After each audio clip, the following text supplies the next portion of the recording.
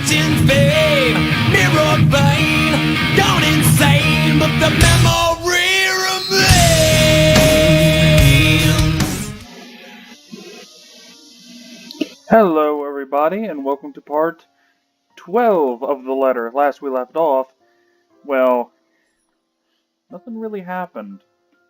At least nothing note, other than one run-in with the grudge bitch, but yeah, that's about it.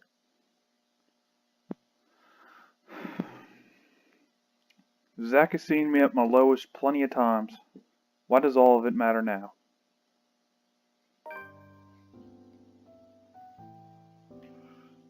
Alright, this is where we left off, right here.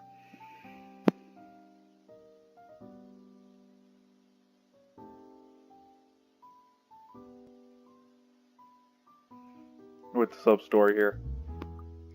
Alright. The sun hangs lower when I stumble back into consciousness and drag myself downstairs. Around this time, the patrons usually start to trickle into the main lounge until it reaches a peak around midnight. Today, however, it remains thin. But considering what day it isn't too worrisome for the kind of business G runs.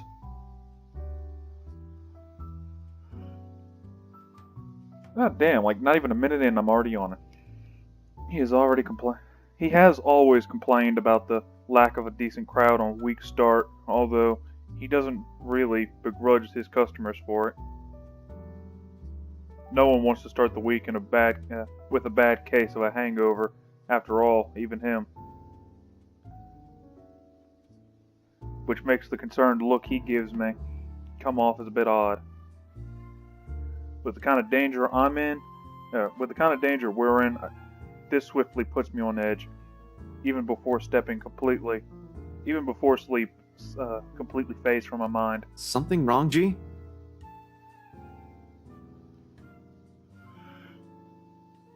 God damn it. G hums, and there's an undertone of annoyance annoyance in it, despite his casual and open movements. And only after he finishes wiping the tumbler and carefully settles it face down on the table, fuck it. The way he stares back at me honestly makes me squirm. It feels like I'm being stared down by my primary school teacher for sleeping in class. Nothing much. Monday's still a slow day for this place. But you might want to check on your friends, kid. Looks like one of them woke up on the wrong side of the bed while you were out. Another question forms in my head, along with a small confused frown. Though before a single syllable slips past my mouth, Rebecca's irate voice rings out from some part of the main lounge. From the sound of it, it appears woke up on the wrong side of the bed is a complete Alone? You know we can't just go in there. But we don't have any other choice, Becca! There's really no other way! We have to go there! If you'll just... Isabella, no! That doesn't sound too comforting. Once Rebecca assumes that kind of tone in an argument with Isabella, it usually ends with one of them walking out or both giving the other the silent treatment. It lasts for about a week at most if it's really bad, which really isn't what we need right now. I've hoped the bad blood from this morning will simply blow over after all of us have gotten a decent rest. Should have expected things wouldn't be the same with them as it has been with Zach and I.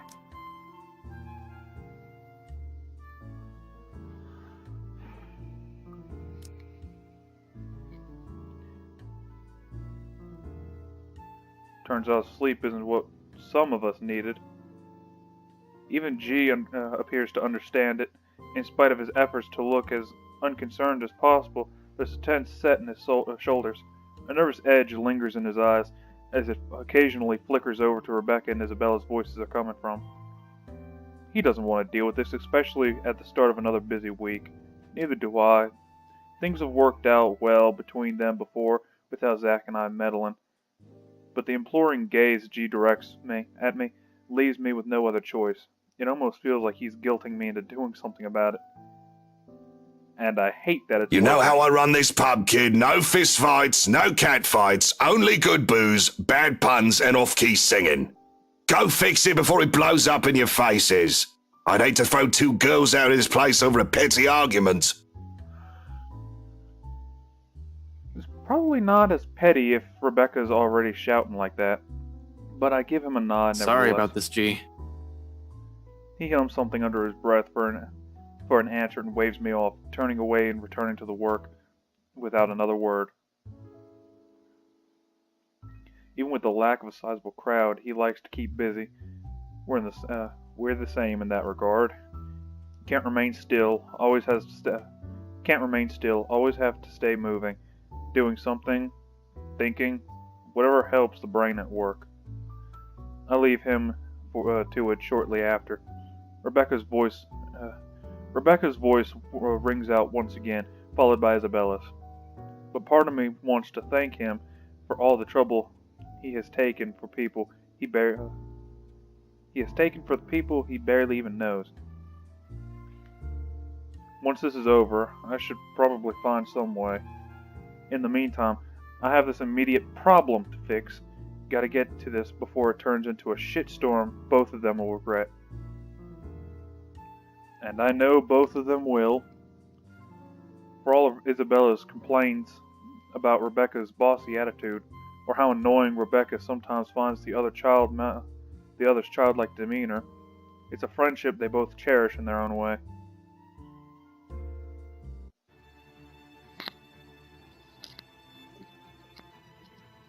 Where's my glasses?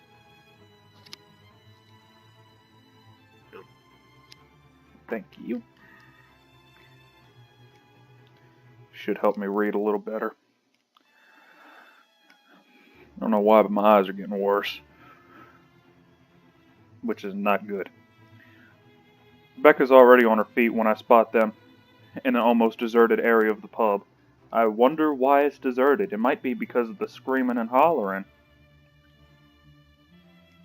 I'm willing to bet my entire life savings that people are staying away only because of the brewing storm. Rebecca can have quite a mood when she's crossed. Can't speak for Isabella. I've rarely ever seen her seething, but from what I've heard, it can be very unpleasant.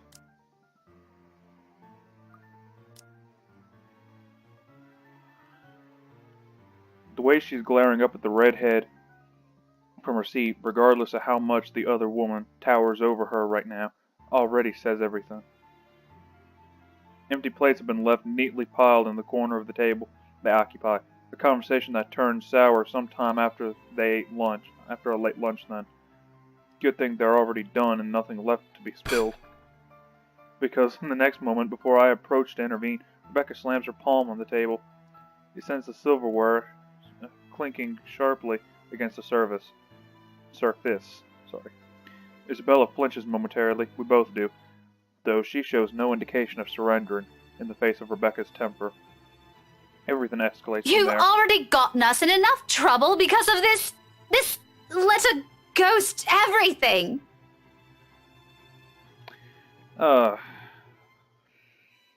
You're blaming me again? And you can't expect everyone to fix your mess. You keep on putting the blame on me, but you're the one who didn't listen. All of you! If you just listened in the first place. But you're too busy acting like you know what's best for everyone, when in fact you're the one who's being selfish. I'm the one who's selfish, yet you're still going to do what you want anyway, even if the people around you are already beside themselves with worry. This is how you've always acted since we met, and I'm tired of it.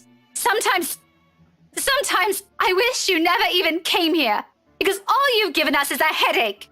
You know why I had to come here. My dad. Your dad has nothing to do with this. It has always been you and your whiny, careless self that has always been the problem. Maybe I should have stepped in earlier.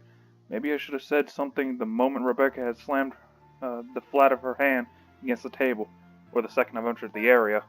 Either way, it's too late to act. Harsh words have already been hurled between the two. Yeah, this is going just swell right off the bat.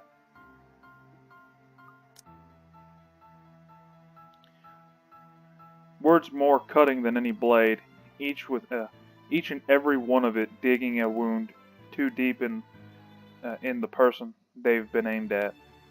For a long time, Isabella sits there in silence while Rebecca stands unmoving, arms crossed and breathing heavy. Despite the lack of words between them, they're both vibrating with anger, refusing to meet the other's eyes. Even ever so slowly, the atmosphere in the room turns thick and smothering. The strained air no one in the immediate vicinity, including me, dares to break, until the ones at the center of it does so. Rebecca definitely won't. At some point in our friendship, she has grown to become a woman firm in her opinions. She's never going to back down from this. Not when she knows she has a point. Isabella, on the other hand, there has always been a certain stubbornness in her. As frustrating as it is to see sometimes, it's what has gotten her through life's hardships. Perhaps even the only thing that has. When you have nothing else, people tend to cling onto what they have within themselves instead. But she also knows when to withdraw, when the struggle turns useless. A kind of awareness, almost second nature to her. When enough is enough, Isabella abruptly stands and marches toward the exit, in fast, rigid steps, away from the hurt and painful words they let fly earlier. She bumped into me in her haste, the impact nearly knocking her off her feet. Instinct kicks in at the last moment, and I reach out for her, grabbing her arm in a steady grip.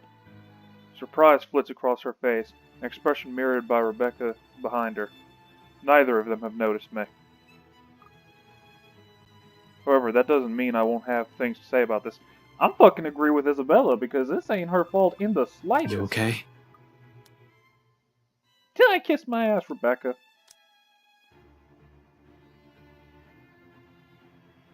Rather than answer, once her shock subsides, she merely averts her gaze and hastily wipes a tear from her cheeks, like she only noticed them in that moment. Then, without another word, or even meeting my eyes again, she gently brushes away my hand and runs off, leaving an awkward hush in her wake. Rebecca soon slumps in her chair, in the chair Isabella had just left, gingerly reaching up to press the bridge of her nose and breathing out a ragged exhale. Arguments like this have always drained both her patience and energy, usually more than her rowdy students do, despite being no stranger to it. It's no excuse for her to say those things, though, and my disapproval must be clear enough on my face. When she finally glances back at me, her exhaustion immediately shifts back to annoyance, her mouth curving down into a tight frown. I cross my arms in response, waiting, a reaction verging on instinct in the face of her irritation. Regardless of my opinions about this, I don't say anything yet, not until she's the one willing to talk. Another minute passes while we stare each other down, but eventually she breathes out again and relaxes her rigid posture. What do you want, Ash? If you have something to say, just tell me, or I'm going back upstairs. Did you really have to say it like that? Well, how do you want me to answer her? Do you want me to just let her go there and do what she wants? I know you won't be too happy if I did that. That's a low blow, Rebecca. Even for you. We all know she wasn't even planning on staying here this long. There was no need to bring it up if all you wanted to do is stop her. Did you even see how she's acting? She's not a child anymore. Even my students can do better. Becca, she'll listen if you'll just ask her properly. I know you mean well and you do have a point. But please be a little more thoughtful next time. Go think about it for a while. By some miracle, the whole discussion ends right there. Rebecca elects to stay quiet, or at least it's how it seems when a moment or two passes and she says nothing. A rare occurrence when she almost always has something on her mind. Only an uneasy atmosphere hangs in the air when I decide to remove myself from the room. She doesn't stop me. Instead, something inexplicable flickers momentarily in her eyes, one that quickly disappears until only a vague notion of it remains in memory. But in that one exchange, I've caught a short, clear glimpse into what has shifted, of what's inevitable. So much has changed throughout the years. We will never be the same person we once were. And if it's for the better, we've yet to know.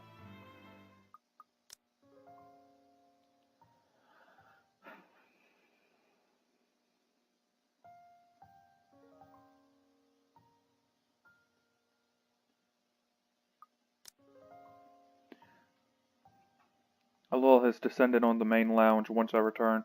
G's nowhere to be seen. People continue to trickle in, out instead of in, and by the time I get back, only 2 tables remain occupied. Soon those people too will be gone, and the whole place will be devoid of anyone. Frankly, its current state already lends the place an entirely different vibe. Along with the soothing strum of strings and the steady beat of drums playing overhead, there's calming sense to this. A far cry from times I've been here. A far cry from times I've been here before. And perhaps it's for this reason why Isabella has chosen this place to retreat.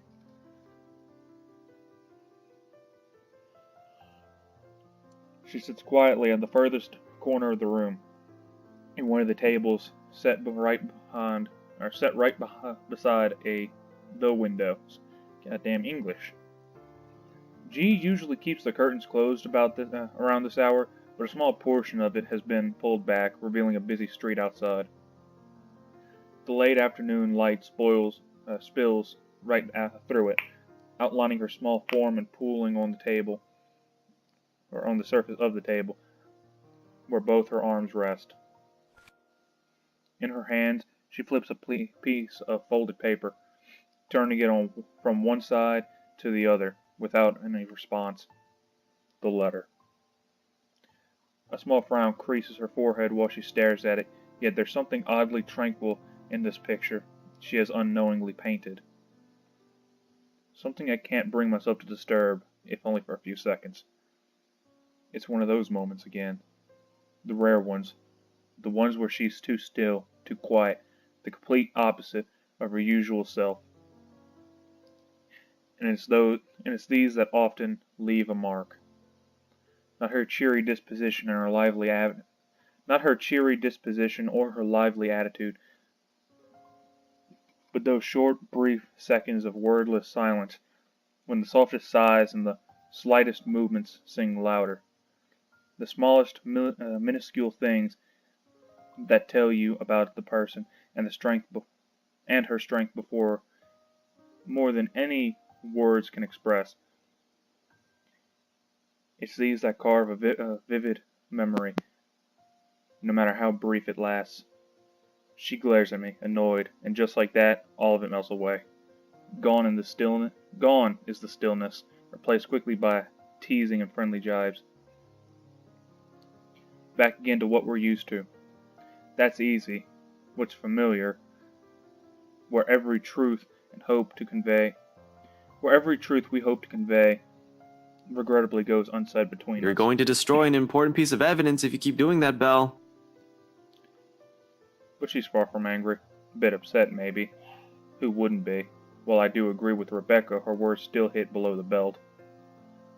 I don't agree with Rebecca in the slightest. Regardless, Isabella doesn't seem like she'll start shouting at me, at least compared to every other people I've aggravated, intentional or otherwise. Some light talk may just do the trick to coax her out of this mood. Come on. If you keep staring at the table like that, you're going to bore a hole on it. I really don't want OG a new table. He'll pick the most expensive one and leave me begging on the streets.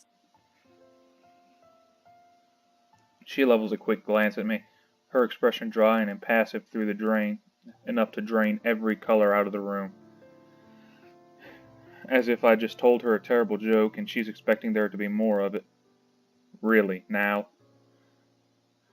She needs to give me more credit than that. My jokes are funny when I want them to I be. really don't care. I'd even take pictures and post them online. Go away, Ash. I don't want to talk right now. Yet it sounds half-hearted at best. Like what's happening has already sapped every bit of energy from her, and all that's left are the words. Pretty soon those too will lose their meaning and leave a hollow shell in their wake. It's already unusual to see her like this. Something has already gone to, everything has already gone to shit. I'd like, at least, this one thing to stay normal. So somehow, we manage. We continue for the better half of an hour, talking, joking, with her short, feeble responses, banter that never goes anywhere. But it's enough. In the grand scheme of things, amidst the chaos and death shadowing over us, it's these little, inconsequential moments that matter. It's her smile, her laughter, when it finally rings, easy and free of her burden. Okay, I have another one. I don't want to hear it, Ashton. Go away. No, really, listen. I know someone who talks like an owl. Will you leave me alone if I bite and ask who? A pause, and then she frowns as realization slowly dawns on her. Confusion flashes fleetingly across her face before eventually settling into a grimace. Suddenly, she hugs her arms closer to herself and looks away, perhaps in her best attempt to stay angry. To no avail. In a matter of seconds, her shoulders shake with laughter she's trying to contain. You're awful, and I really hate you. Just leave. It's contagious, her mirth. Soon I'm joining her in it, briefly forgetting every problem that has been piled up and continues to weigh down on us. Laughing without reservation or care, until only a familiar warmth lingers. Once both our amusements ebbs away, somehow with her, these things have always come easy. Feeling better? A little. You're still lame. But you're laughing right now. Only because your humor is terrible. Right. Keep telling yourself that. I know it's funny. And you know what? If you've kept frowning like that, your face might have cracked. That would have been really messy and ugly. If glares can kill, with the one she sends my way, I'll probably be dead by now. Seeing it directed my way, it takes only a quick few seconds for me to realize how she might have also taken my statement. How wrong and rude it might have sounded in her ears, however unintentional it was. I've never been good with words, but that's never an acceptable excuse, is it? Suddenly, taking the brunt of her anger seems less complicated than correcting or explaining myself. Nevertheless, I try. What? Crap. Damn it, that was so not what I meant. I was just saying you look better when you're smiling. Her glare doesn't even wane. In fact, I think it intensified, like a brewing storm. In the face of it, under the sharpness of her stare and her annoyance, I do what any person with a good sense of self-preservation does. Run and hide. Keep my mouth shut and shift my attention elsewhere. The crowd outside looks very interesting today. Maybe I should. Thanks, Ash. She utters all of it in a voice too small, too quiet, and when I turn to her, only those words, her gratitude, resonate throughout the whole room. Not the soft clicking of silverware somewhere, nor the last strain of music fading into silence above us. Instead, it's the meaning behind her gaze, as she holds mine, that lingers. Steady, unflinching, and open. The same way she looked at me all those years ago, with bright eyes and the expression softening into a tender smile. I didn't understand it then. How easy it is for her to wear her heart on her sleeve, how she never shies away from expressing herself, even among people she barely knows. How could she go through everything without losing herself?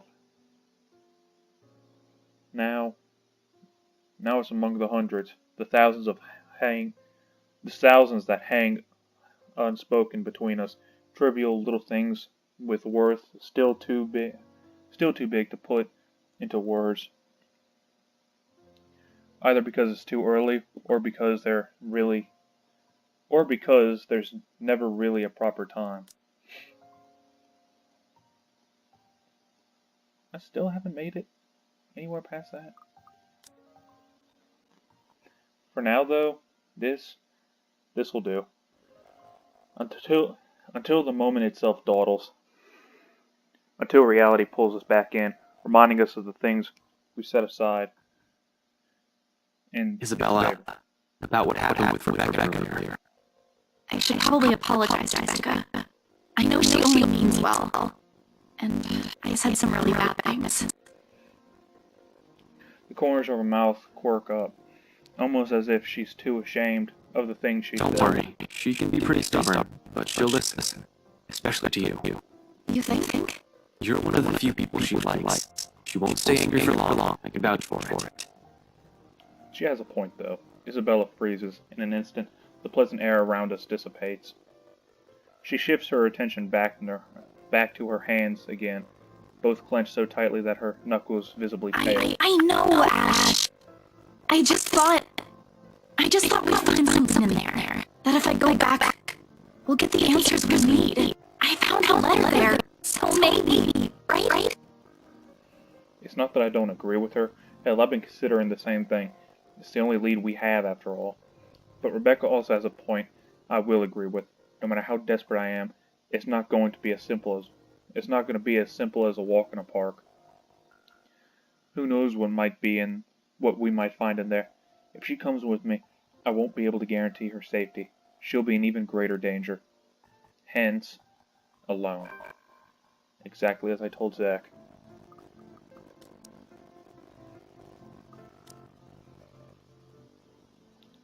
If there's a need to go back to that accursed place, I'm doing it on my own. Whether or not the rest of them agree with this plan is inconsequential. Their well-being is my top priority. So I tell her as much, despite the determination and desperation in her eyes. Anything to keep her safe.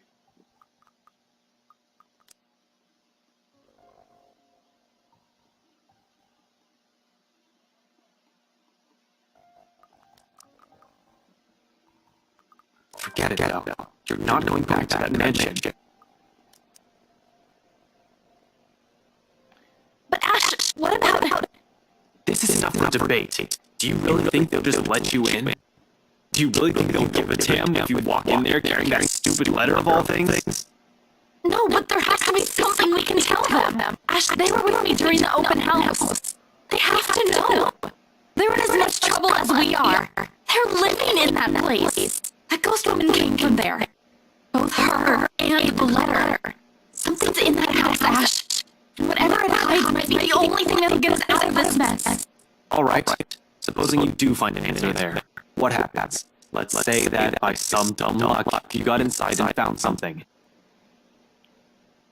What if you see her again? What if she goes after you? What are you going to do? It's not like we have any other choice. Besides, I'm pretty sure you've already thought of the same thing. Admit it. That doesn't mean I'm going to let you run straight into trouble. What you're planning to do is risky. For you. Give it up, Isabella. Unexpectedly, Isabella merely clams up. No resistance. No further arguments, like I've come to expect from her, uncharacteristically. Just a silence that stretches far too thin, till the air in the whole room grows awkward and suffocating. A standstill that'll get us nowhere. Although if there's one thing our talk has wonderfully succeeded at, it's making me feel like a total asshole and a hypocrite. And I am, considering my plans tonight.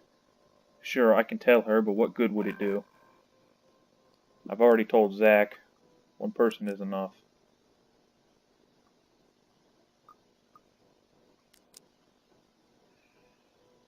Hell, simply letting someone in the plan makes me iffy. Broadening the circle and revealing too much would just cause another pointless concern. But someone has to be aware, at least of where I'm heading off to, in case things don't pan out. Expect the worst, even if I've only intended to do a quick survey of the place. In my own words, risky. Isabella doesn't need to be burdened with the worry my entire scheme entails. I like to think that, yes, to some extent she understands, even if she does not entirely agree with me. The dilemma clear in her. Otherwise her scowl wouldn't have a deeper set to it. Her lips would have been pressed in a thin line, or her hand would no longer be balled into a fist. She would have pushed that argument if she doesn't. And I know she has no lack of things to say. Maybe it's because she has already heard the same things from Rebecca. Maybe my words have made her come to her senses. Either way, it's best that we simply leave it here for now. I stand up, and as soon as my footsteps shuffle from the next room, it's Candace, slow and hesitant. Shortly, Rebecca comes into view, clutching her hands firmly in front of her and sporting the same uncertainty on her face. She casts me a cursory look, then shifts a nervous one to Isabella, who studies her with an almost hopeful gleam in her eye. Their fights never did last long. Can we talk alone? Her interruption could not have come sooner, and I'm all the more glad for it. Whatever kind of friendship I share with the two, this remains something that only the two of them, this remains something for only the two of them, much like my own with Zach. I'm the outsider. They don't need me here. It's all the reason I need. Muttering an excuse, I beat a hasty exit out of the main lounge and leave them to mend things on their own. Before Isabella can say what she's been mulling over. Before the last imploring glance she directs my way forces me to change my mind. It's another lasting image that firmly etches itself into my memory. One that spurs the conscious,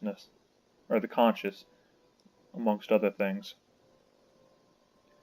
I just hope I won't regret what I've chosen for myself tonight. Oh, trust me, I have. You have.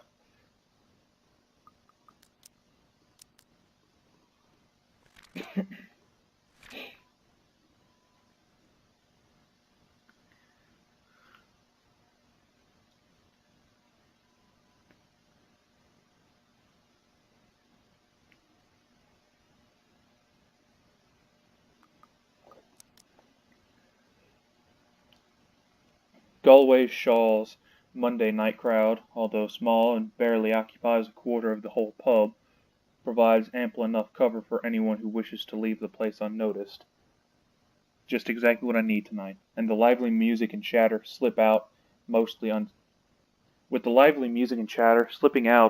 unseen, becomes a piece of cake.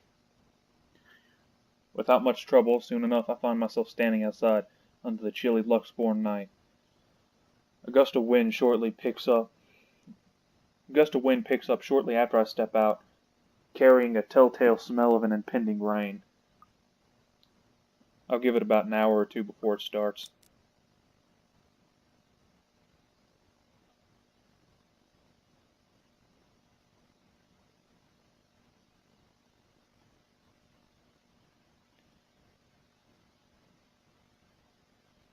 Yeah, here we go. Make one quick look, make sure that I'm not, no quick times.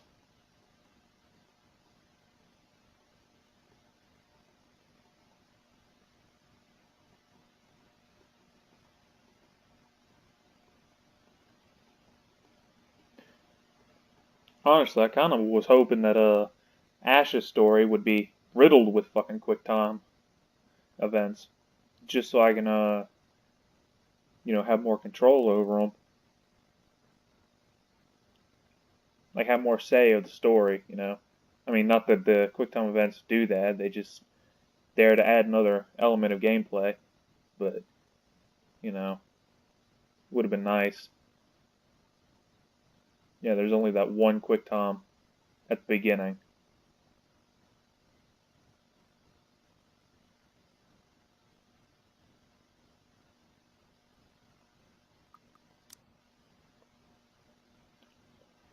From the looks of it, tonight will be another downpour, maybe even stronger than the one we've had this morning.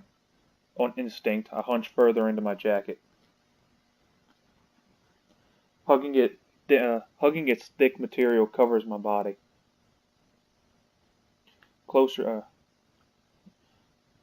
hugging the thick material closer to my body while I weave my way through the lines of empty cars in the parking lot. The letter crinkles in my pocket with each step I take, though I pay no mind as I hurry toward the car. I nicked it minutes ago from Isabella's belongings on my way out. If this is at all connected, I'll be damned if I need the damned piece of paper with me. However ridiculous it sounds, I'm quite sure it won't be missed, either. But I can't waste time here to wait for her to find out, can I? 4 hours is all I've given myself to get this done. 3 if I'm inclined to go by the rules Z-Man set. But when have I ever?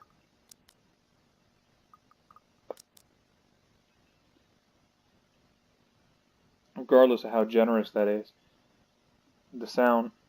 each sound just as important as each second just as important as the next.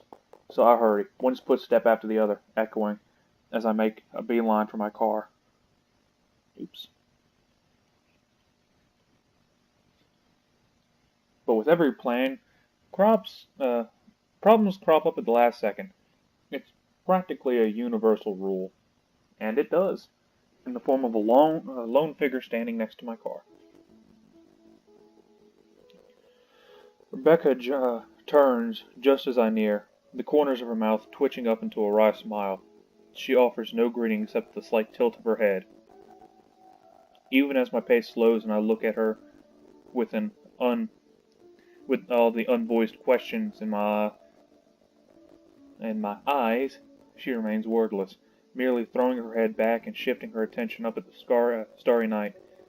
When I come up to stand beside her, another gust of wind slows as she breathes out a sigh, wary, thick with something close to resignation. The breeze carries all of it away, while she hugs her arms close to herself to keep warm, which raises the question why she's out here. The air is already heavy with the promise of rain. With clouds obscuring the view, there's really nothing left to look up at but a dark blanket of nothingness. Still, she stands there as if she's intentionally waiting for something to fall. Fucking yawns. That or she has some other reason.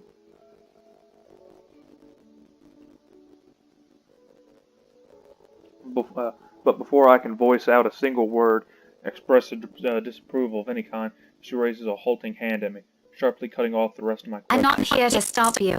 Wherever it is you're planning to go off tonight, I won't be able to anyway. You look like you've already made up your mind. Go back inside. It's going to rain soon. It'll probably be even heavier than the downpour we had this morning. You wouldn't want to be caught in it. I will, in a moment. I just want to stay out here a bit for some air, away from the noise inside.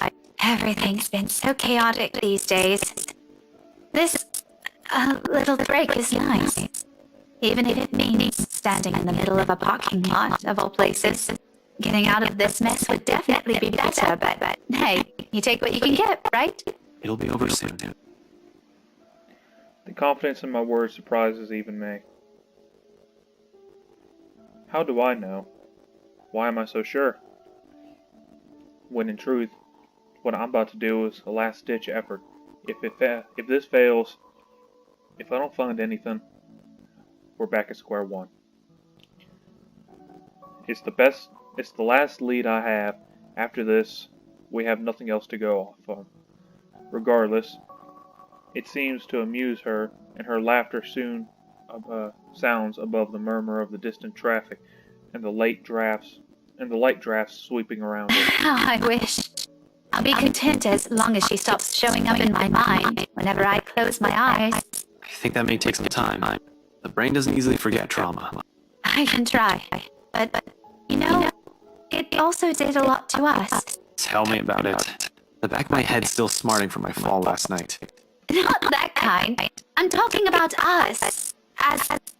as people, I hate to admit it, but this whole deal with the ghost, with the curse, it also brought out an ugly side to us, to all of us, and it made me realize plenty of things about myself, about us.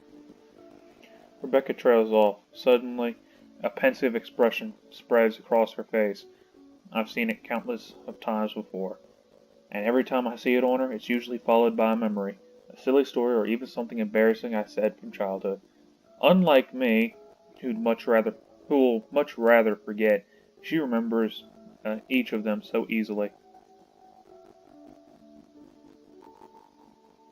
And after a short bout of silence, when she smiles, I know this is one of those times again.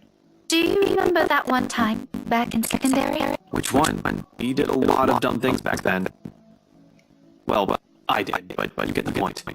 Mandy. I thought you still don't like her. Don't tell me you kept in contact with her. Are you guys friends now or something? Oh no. We do see each other sometimes. On the way to work or when I go out for lunch, but it's nothing like that. We're not friends. Not in this lifetime. I don't think so.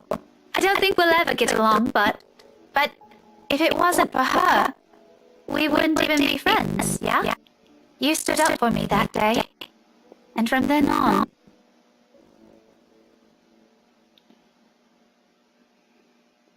You stood up for me that day. And from then on... things have changed. She makes it sound like I'm some sort of hero. Mandy was in the wrong, of course. I'll defend her. If no one's going to stand up for her, who else will? Chances are it would have escalated, and who knows, maybe she would have stopped going to school or transferred. Any decent human being with an ounce of sense should know better. I acted because I know what I'm doing, and because I know what I'm doing is right. It's as simple as that. Yet she smiles as if it's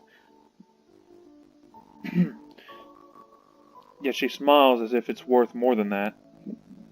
A fondness that goes far beyond nostalgia. I guess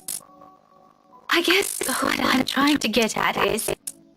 This time, I don't want this to go unsaid. You know, just in case something happens, Ash, No. I've always been in love with you. No!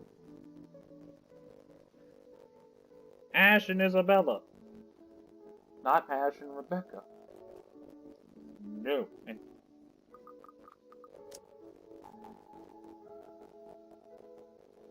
thank God this isn't a choice. At least I hope to God this isn't some fucking choice because of the way this is set up here.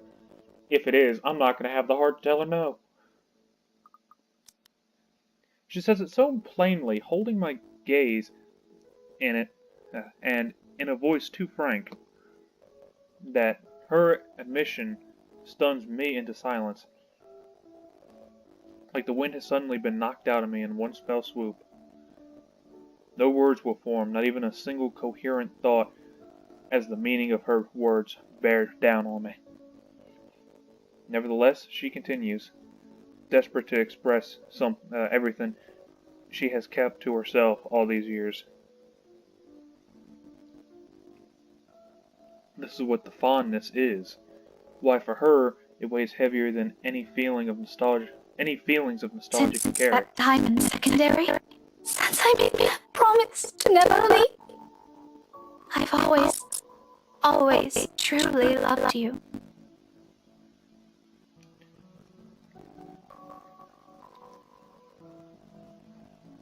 God damn it. Sometimes there is relief, a weight suddenly being lifted from your shoulders after so long. She closes her eyes and lets out a breath.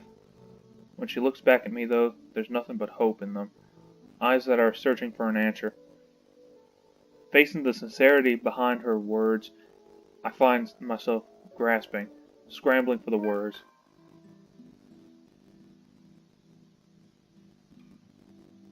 Oh, thank God!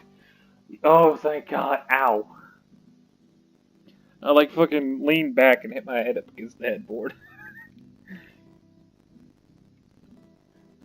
Because as much as it pains me to admit, I can't give her the same affection she is asking for.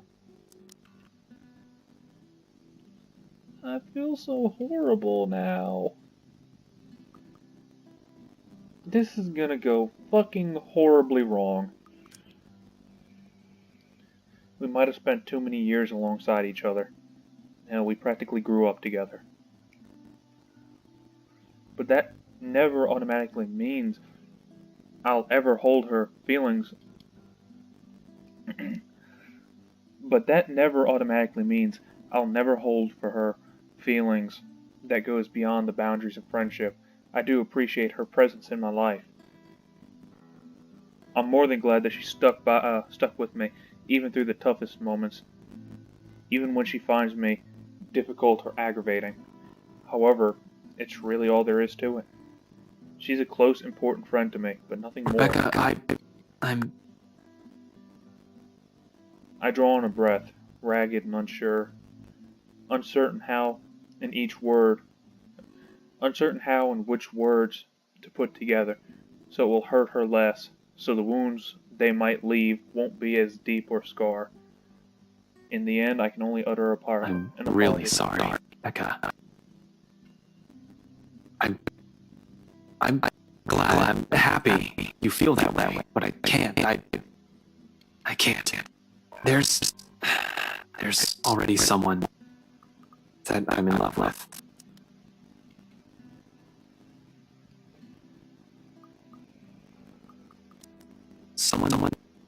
Someone else. It takes all my willpower to force myself to even look at her. For sure there will be some hurt, or maybe she'll even be angry. And I don't hold it against her. And sure enough, when our eyes meet again, her mouth has already settled into a tight line and she assumes a rigid posture. There's a sharpness in her gaze, but behind it is pain, undeniable, searing, something that she tries to hide, but hastily looks away and steps back. Rebecca, I know this. It's all right, Ashton. You don't have to explain anything. Yeah, but you should. I should. I told you, no need. It's not like I didn't have an idea or anything. When you think about it, it's really quite obvious. The way you've always looked at her said everything. Anyway, let's just end this conversation here, all right? I don't think it would do us both any good. Especially considering This is going to get really awkward if we keep at it. yeah. When all has been said and done, at least I told you, right? Well, I mean, I suppose it's a good thing that she did go ahead and get it off her chest, because I don't know if I'm going to be able to get Ashton out of this alive, so that's a very scary thought for me, because I want to keep everyone alive. Maybe I can finally let this whole thing go. Who knows? Thanks for hearing me out, though. I won't keep you long. I know you have things to do. Just promise me you won't do anything dumb, all right? She doesn't wait for an answer. Instead, she flashes me.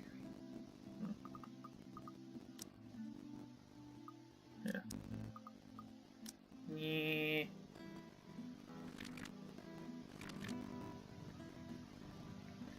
No one likes me, with the exception of Zach. I done pissed off Isabella, I done pissed off her, and now I'm going to piss off the grudge bitch. Things are not going to end happily. She doesn't wait for an answer. Instead, she flashes me one last strange smile before walking away, while the only thing I can do is watch after her, retreating back. In that last moment, one conversation, something almost breaks between us. Something irreparable. A different kind of regret, haunting me amidst the silence of my car as I drive off and leave it all behind.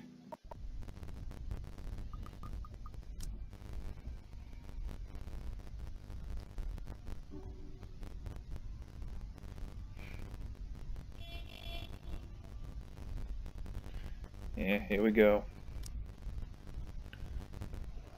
Within 10 minutes, I'm driving out of Luxborn and heading straight for Anselm. In the distance, flashes of lightning light up the horizon, white and sharp against the black curtain of the night. Thunder threatens with a rumble, seconds later, echoing across the sky. Fucks up the audio. And with one last roar, the skies open in its earnest. November 1st, Tuesday, midnight. Well, shit. I was expecting October 31st to be the end of it, and this to be the prologue chapter, but looks like I was wrong. Typical. But, like I said, I don't think I'm going to be having a happy ending here. I mean, Ash is alone in a mansion. Who knows what's going on with Luke? Hannah's fucked, and Marianne's in a tight position as it is. Who knows? Maybe she's already dead. Because by this point, she has been trapped in there for like 3 days now. 3 or 4 days. So, yeah.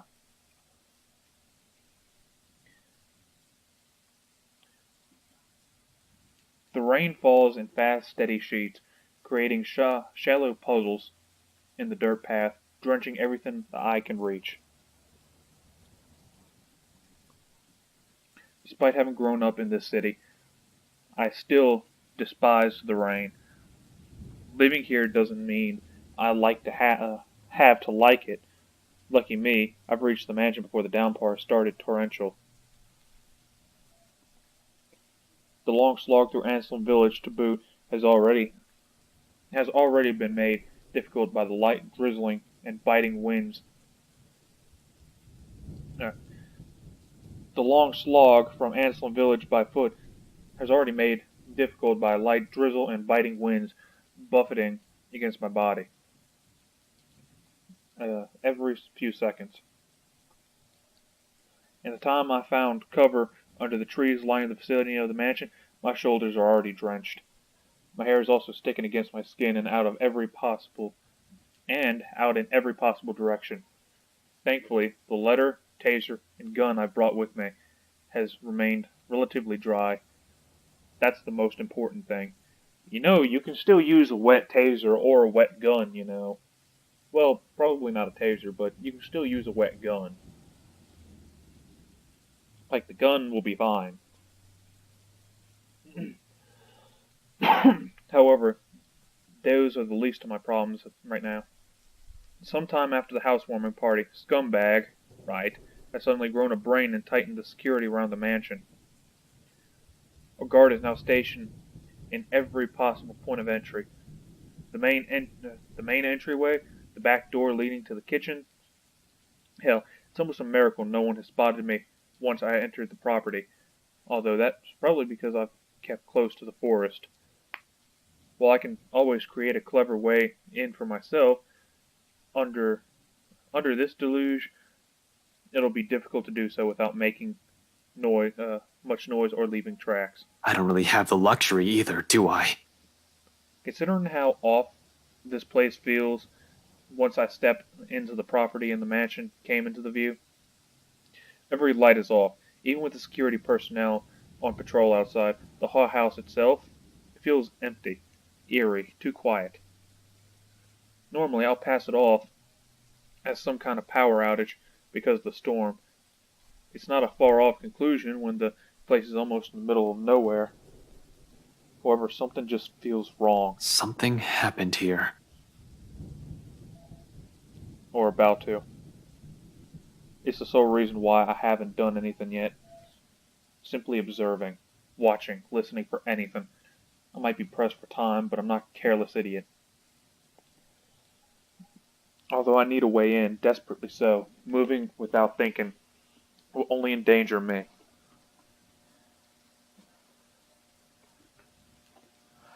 With so many unknown variables and what we're dealing with, I also have to act in the assumption that someone is already in danger, or someone is always in danger, especially in this place. I can't act impetuously. As much as I hate Wright, I'm not about to cause his death because of one thoughtless action. If there's a place he deserves to be at, it's in a prison, not a morgue. And there she is. So when a hoarse, painful sob suddenly rings out above the loud pitter-patter of rain, only then do I stir. A woman. Perhaps a serpent. Or worse, Hannah Wright. Oh, I promise you it's Hannah Wright.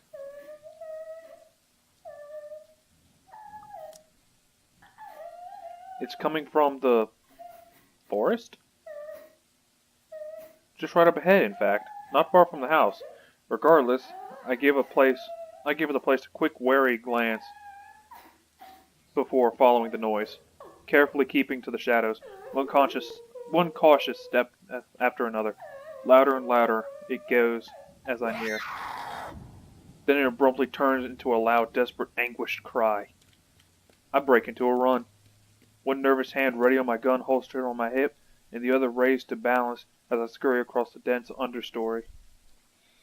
Dead leaves crunch under my shoes, but I pay it no mind, with only the voice, the woman, and nothing. Abruptly, it all stops, and I'm met with a sudden hush. Blank. Empty. Almost deafening in its stillness, even with my labored breathing and pounding heartbeats against my ears. Behind me, another branch breaks, and... Help me.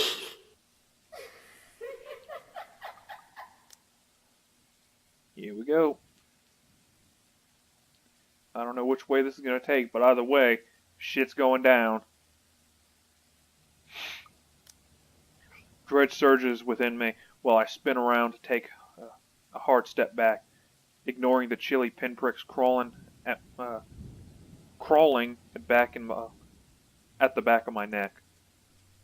But before I can meet her eyes, the world unexpectedly pitches sideways, tilting. And tilting until the ground beneath me finally crumbles. My hands fight for purchase, only to meet air.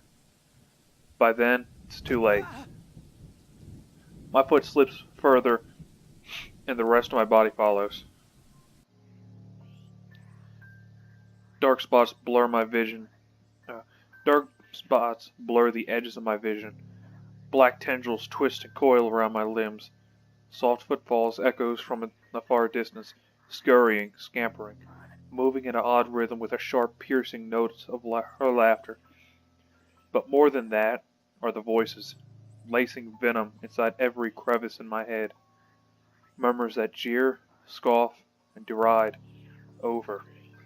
It's because you didn't listen. And over. It's all your fault.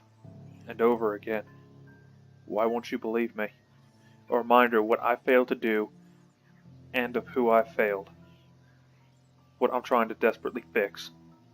A scream threatens to burst, but my throat closes off. Ever so slowly, a chill seeps into every nerve in my body, washing away every sensation in me, apart from one. There is only fear.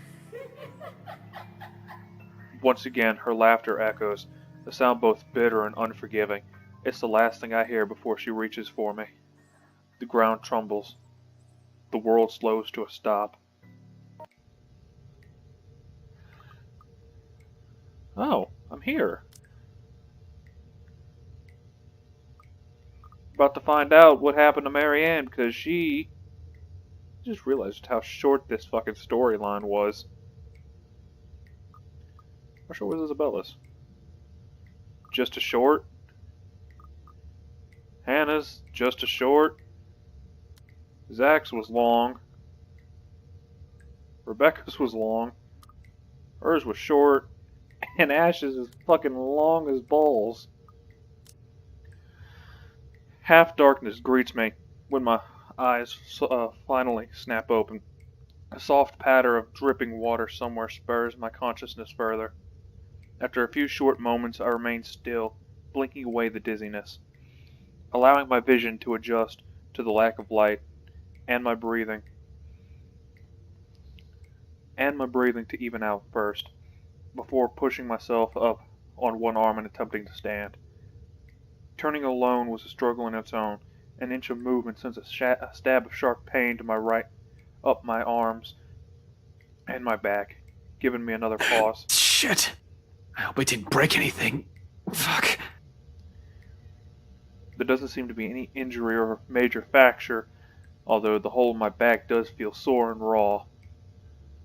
Probably when I skidded down prior to my landing myself here. A comforting thought. The second attempt comes easier later, though no less painful. And by the time I'm back on my feet, the exertion has left me gasping in short, shallow breaths and leaning heavily against the wall nearest to me. Behind me, light draft blows in from where I've fallen in, coming in short, sharp bursts into what apparently is an underground tunnel that belongs in a fresh, earthly smell of rain from the topside. Regardless, it fails to mask the old, musky scent of the place, a mixture of mold, mildew, dust, grease, and something distinctly foul, like death. Shit. Well, I guess we know Marianne's fate. More worrisome than the putrid, festering smell, somehow, are the cells that line both sides of the tunnel. Under the dim light, I can barely make out what's inside, and some of them, but I already have a few ideas, all of which I refuse to delve into at the moment. Knowing how long this mansion has stood, somehow, no matter how unexpected finding the existence of this place is, it isn't too surprising. I wonder if Scumbag knows about this. Probably not, unless he's also the kind of person who takes joy in inflicting this kind of suffering onto others. I don't really think so. He's rotten to the core, but not that rotten. He'll probably balk at this, move out at the first opportunity, and have it demolished. The very idea of what has occurred in this place years ago makes me reel as well. I've known long ago places like this tend to hold secrets. This, though, if this is just the tip of the iceberg, I fear what I might discover in the mansion itself and the tale behind the fucking letter. But fear is inconsequential and unpleasant. As unpleasant as the sight of this is, this place might also be the only way for me to get inside unnoticed. Sighing and taking one last gulp of clean air, I push away from the wall and delve deeper Let's into the just hope it'll be passage. smooth sailing from here on. Turns out that alone is too much to ask for this early.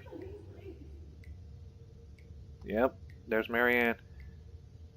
No 20 paces into it, another sound abruptly rises above my footfalls, rebounding off the hollow walls and echoing inaudibly across the whole span of the tunnel before fading away just as swiftly as it rang. I pause, nevertheless, straining my ears for more of it, while I gradually move my hand to my side, slowly and steadily, until the tip of my fingers brush my gun's handle. Although cold against my skin, it's the closest thing I have to comfort at the moment. For a long minute I wait, holding my breath, watching every form, edge, and shadow in the corner of my vision for a moment.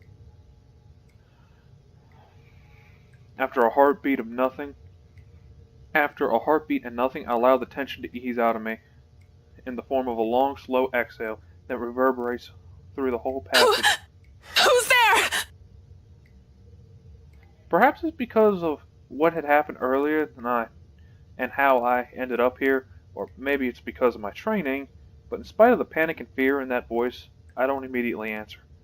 Instead, I pull the gun from its holster and wordlessly draw closer to where that voice rings out again.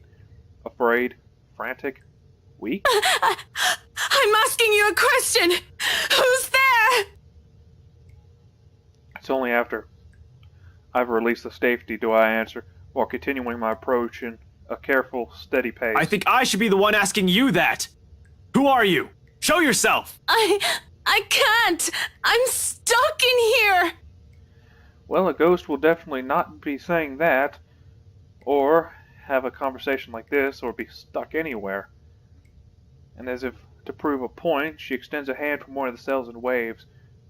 Then she pulls it back, grips the iron bars, and rattles it I lightly. can't get out! Can you help? In 5 quick steps, I'm standing in front of the cell, and sure enough, a woman's inside. A woman's inside, really?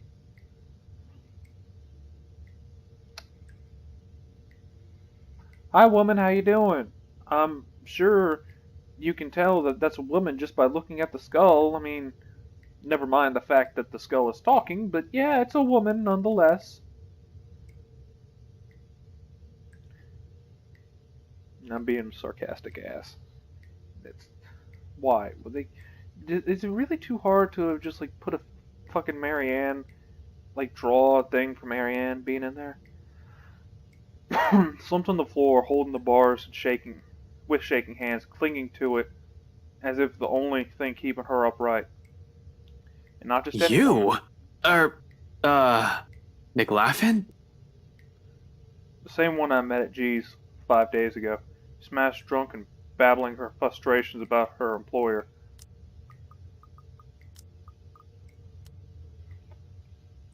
Oh yeah, these two do not like each other. Holmes? No, not McLaughlin. Macallo. Marianne Macallo, famous interior designer extraordinaire. Not so extraordinary now, with how exhausted and feeble she looks, trapped in a jail cell of all things. Her breathing shallow as there is a paleness in her complexion, sunken eyes, cracked lips, dry skin, all signs pointing to starvation and dehydration. What? How long have you been stuck in here? 3 days? 4? I don't know. I have no idea anymore. I just fell in and that woman, whatever. Can you get me out of here? In a moment. But here, go feed yourself first before you fall over. I fish out an energy bar from my pocket and hand it to her. She's lucky I always have one on my person. For sudden emergencies or extended stakeouts, a little sugar to keep me going. Like any starving person, she wastes no time grabbing for it, unwrapping it straight away, and taking in whole mouthfuls of it. Relief washes over her face on the first bite alone, although she's going to need more than that if what she said is true. But for the moment, it's enough to keep her alive. Good thing she seems to have the sense to prioritize survival over comfort, and a puddle over the corner in the jail cell indicates anything. Or if the puddle on the corner of this without water, the human body can only survive 3 days. No food, and I'll give it an average of 3 weeks. Though even then, it won't be a pretty experience. Granted, some have survived longer than that. She's still fortunate I found her when I did. Now to get her out. My bobby pins won't be of any use here. Not like I need it. Unlike the ones we have at the precinct, a simple barrel hinge holds the gates of the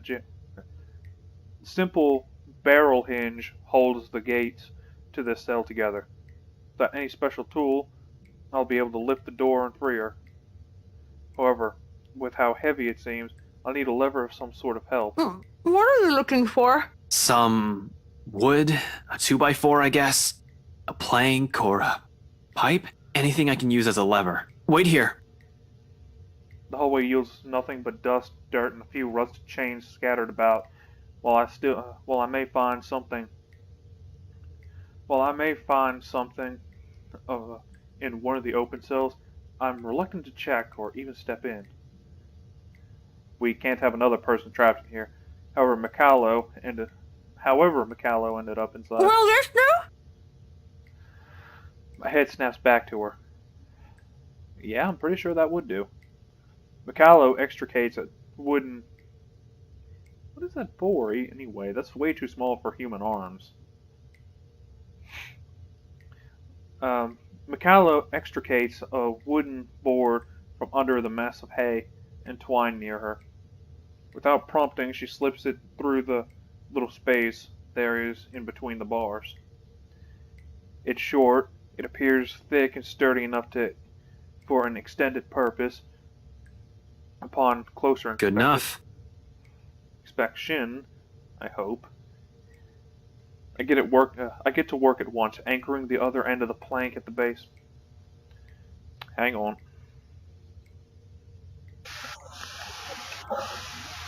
Okay, I'm back. And that took way longer than I was wanting. Like, seriously, I was wanting to do this early, or finish this video early so I can move on to, go to sleep. Well, it's 2 now. Because someone didn't want to get off the phone and didn't, heed the whole, hey, I'm recording. But anyway. Yeah. Oops. Alright. I get to work at once, anchoring the other end of the plank at the base of the door and applying ample force on the other end. It takes a bit of effort. No kidding about the heavy part. Still, a grunt, a gasp, a creak. In a matter of minutes, with a little help from her on the other side, the door eventually lifts off the hinges.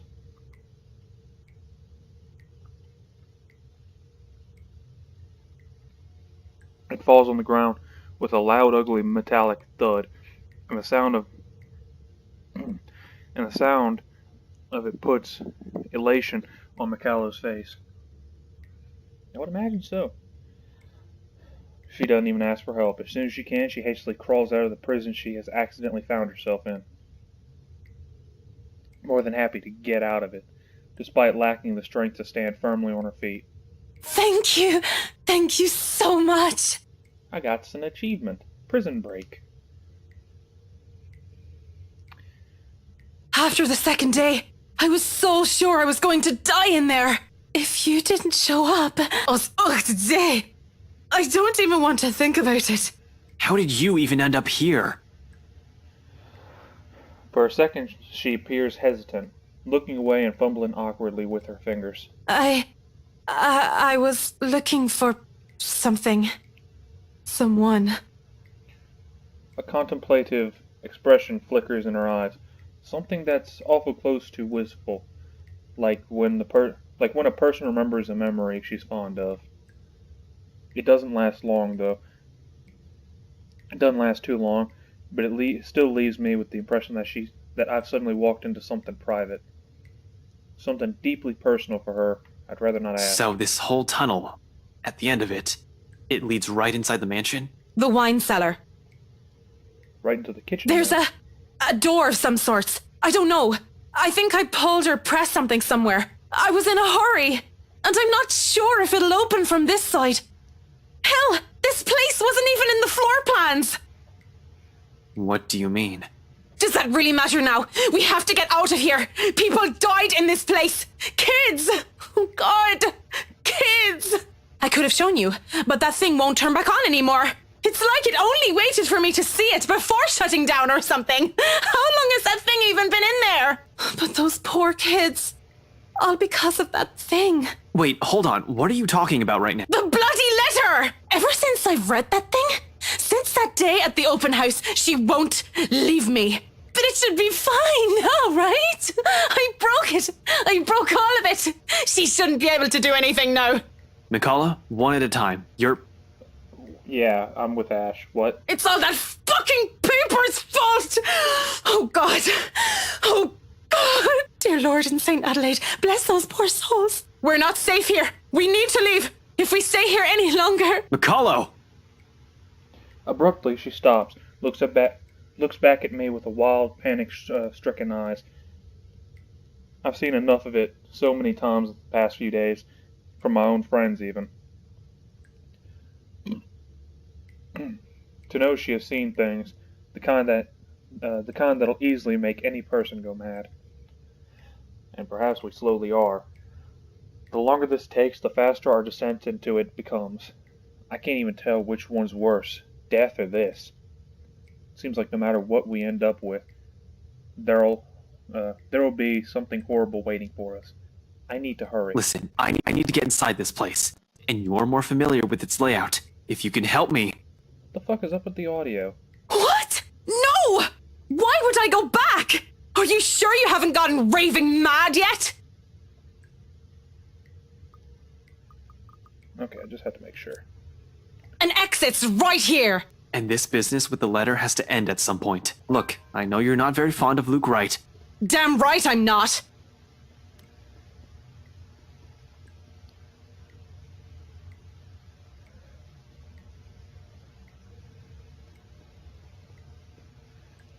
Okay.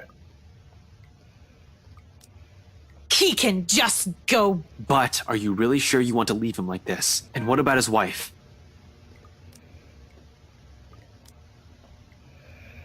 It strikes a chord. She falters, grows quiet with tension lifts from her shoulders. Grows quiet as the tension lifts from her and her shoulders slump. I do understand her issues with this. In fact, she doesn't have to go with me. Only tell me enough info so I can figure it out on my own. She can always leave afterwards. Be done with this whole damn mansion and letter. The other end of this tunnel leads right into the forest. It'll provide ample cover for her to be able to slip out of the property unnoticed. All the same, she steels herself and squares her shoulders. Just until the kitchens. That's more than enough. She nods, albeit weakly.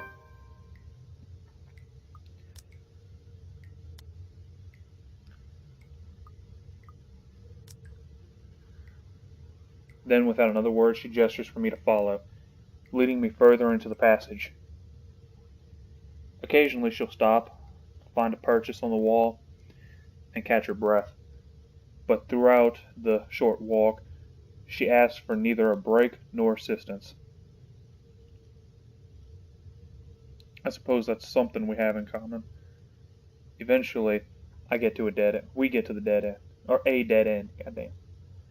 Though before I can question her on it, she begins palming for something on the wall, tracing her fingers along weathered edges of the bricks with a frown on her face. It should be somewhere here, I think. What the hell are you doing? She merely holds up a hand, begging for my silence, and continues searching. Then, without warning, a few minutes later, something clicks. A portion of the wall shifts ajar and reveals a glimpse of another room. Bottles lining the wall, liquor barrels for ages, or aging. The wine cellar, indeed. The ladder to the kitchen is on the far end of this room. Surreal. This is all nothing but a surreal nightmare. But after everything, should this even surprise me? Ghosts, curses, hidden passages. I can't even bring myself to question the existence of this door anymore. I simply follow her into the undercroft without a single question, in spite of the number of them already swimming inside my head. As a kid, I used to crave for this kind of adventure, the kind of mystery and detective novels. Daring chases, interesting cases to solve, suspects to put behind bars, justice to serve. I was blinded, I admit. Now I simply want this to be over.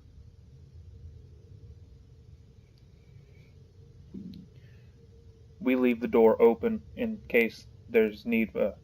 We leave the door open in case there's need for a quick exit, especially after she mentions it's only by chance she was able to open the door last time.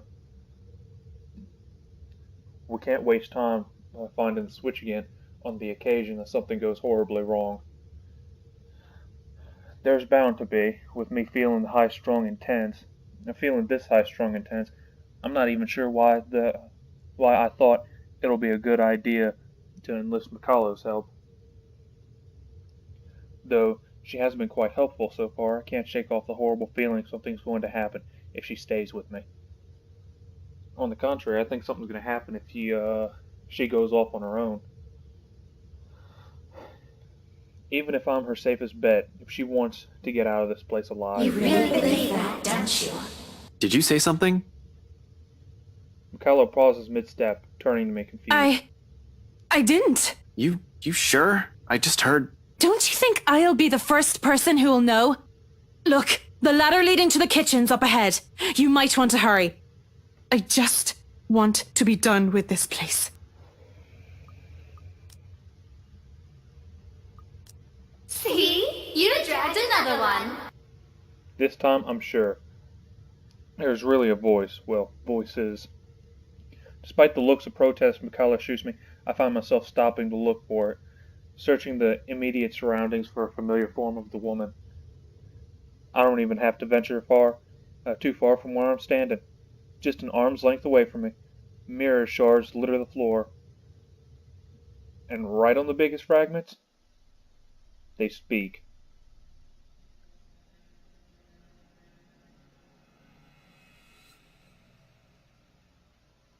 Zach, Rebecca, Isabella, and the bitch. All singing the same mocking tune against my ears, letting it echo throughout the small undercroft. Murmurs and laughters, jeering, scoffing, deriding, lacing venom into every crevice in my head, taunting me. You dragged another person into this, Ashton. Into another one of your silly little problems. All because you can't fix them on your own. You really haven't changed, have you? Some hero you are. Useless. Pathetic. You're wrong. My mistake lies in the first instance I answered. The very second denial has slipped from my mouth, their words are almost seeped into my heart, allowing it to prod at and rouse my temper. Despite knowing they are merely doing this to goad me, each word, each syllable trickles into me, spurring the guilt I've long buried. Are we? Or is that simply what you've been telling yourself? Oh, Something to make yourself feel better, perhaps. You're the one who took that letter off Isabella's hand that day. You're the one who opened it. how does it feel, I wonder? To know you're responsible for all of this. What do you think I'm doing? Why do you think I'm still trying to fix this? Oh, but you can't. It's already too late. And you know that. You know all of this is futile. Just face it, Ashton Frey. You're a failure, and they are the ones who have to pay for it. A badge and a gun, and you still can't protect your own friends. Can't even solve a case for an old man. Can't even bring Luke Wright to justice. Can't even keep his own family together. No wonder they left you. Before you do the same thing to them. Mom and Dad are better off without little old you, aren't they? It's a good thing they had the sense. Pitiful, isn't it? Some detective you are. Some friend you are. Some son you are. You might as well just throw that rank away. You're no use to people either way. Shut it! I hate this. I hate how this monster can easily get through to me. Every weakness, every insecurity it knows. It hears it said in my friends' voices. To hear it said in my friends' voices, even more so. But what I hate above all else is this. You know it's true, though. All of it. It's why all you can do is tell us to shut up. You don't want to hear a single word, because you're already aware of it. You can't even admit it to yourself. Who's the coward now? But no matter how hard you try, you're not gonna be able to save anyone. Shut it! Not a single word anymore! In the end, your own incompetence will eventually lead to the deaths of everyone you care about.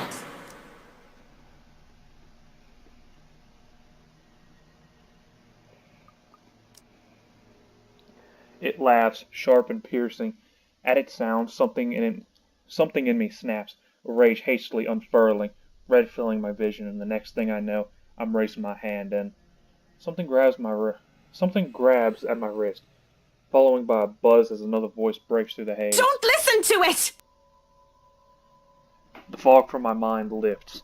Every sound, every noise returns to me, flooding my every senses, all at once. There's this deafening silence. Slowly, I become aware of my surroundings. Bottles of wine, barrels of liquor, the faint, old scent of death and decay somewhere, and my hand holding onto my wrist, as if to keep me from hurting myself. In my hands, a shard. Blood drips down.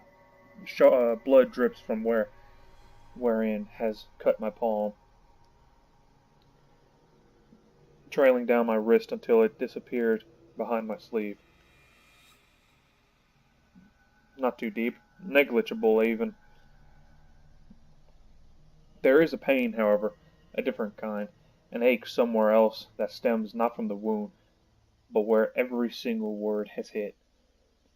When I glance up at Mikalo, she merely stares at me with wide, horrified Don't eyes. listen to it! No matter what happens, don't do what it says! It's how it gets us.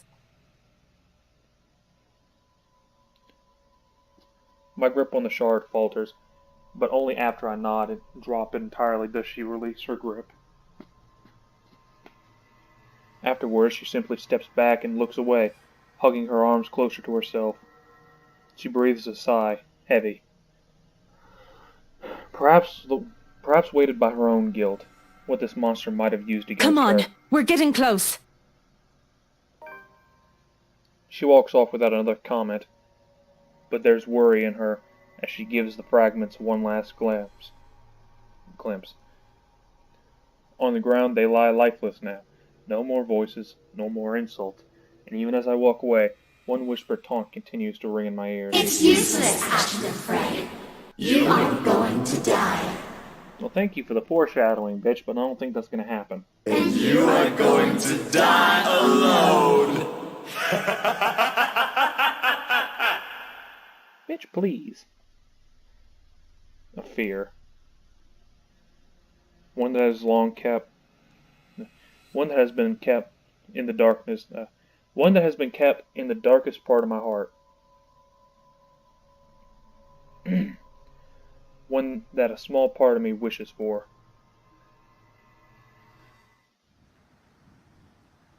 The trapdoor swings open without much fuss. It isn't even locked, probably left open for when Wright asks for some midnight snack.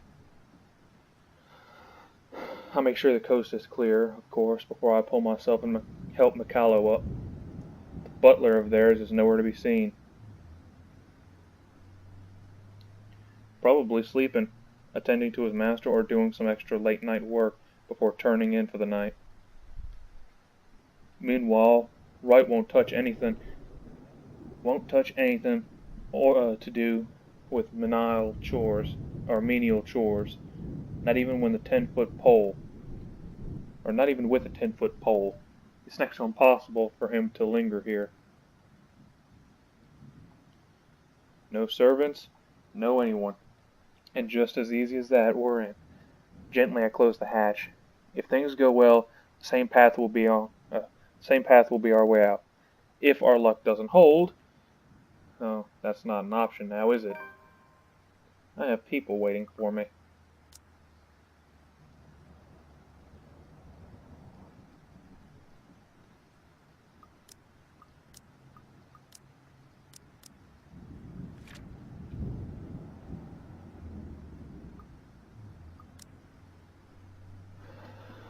I really don't want to think about what might happen. Sometimes it's best if we simply revel in the little victories. They're great blessings when everything else is going against you. And in a place like this fraught with unknown dangers, it's a feeling that lasts only but a second. Suddenly, a sob, ringing out from some distant part of the house, echoing through its empty halls.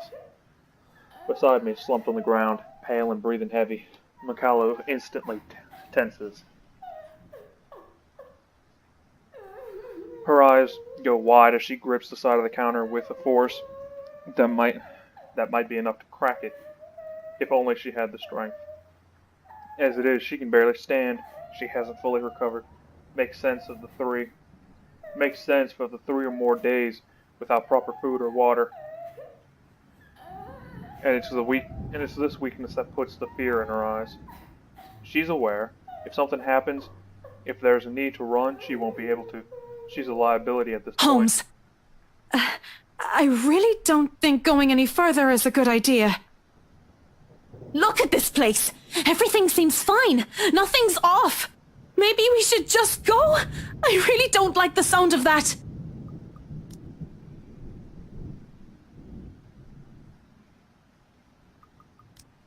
You really don't have to come with me. Just until the kitchen, yeah? We're already here. You've done your part. From here on, I'm going on my own. Yes, I said that, but Can you even stand? She doesn't You'll answer. only be putting yourself in more danger if you follow after me. You have an easy way out of here. Stay here. Once you're okay, I need you to get yourself out of this place. what? I'm not going to leave you. Well, I'm not taking you with me either, lady. So it's here or out there. You really are mad, aren't you? Probably all will be. If no one fixes this little curse problem we have. You think you'll find something in here? This is just a mansion, for God's sake. Maybe. It's worth a shot. Besides, if what we're hearing right now says anything, I'd say scumbags. Who? Right. He might be knee-deep in trouble and he has no idea about it. Mikalo still appears as if she's about to argue, but instead of more words, I unholster my taser and hand it to her. A standard issue for every member of Luxborn police force, but it shouldn't take a genius to know how to aim and fire one. Really? Because two prongs come out, okay? One's going to hit the red dot that comes from that, the other one's going to start dropping. You want to somehow manage to get that other one to latch on. If one prong misses, you're fucked. Oops. Even Isabella may just be able to use it without training. Yet Miss Interior Designer Extraordinaire stares at it if I just handed her something particularly nasty. Listen, you want to wait? Fine. I'm leaving this with you. But if I don't come back here within 15 minutes, I want you to backtrack and get the hell out of here. Are you daft, Holmes? I already told you. In case something goes wrong, I need someone who can tell people what's going on. Who can tell my friends what might have happened here. They're at the crawl.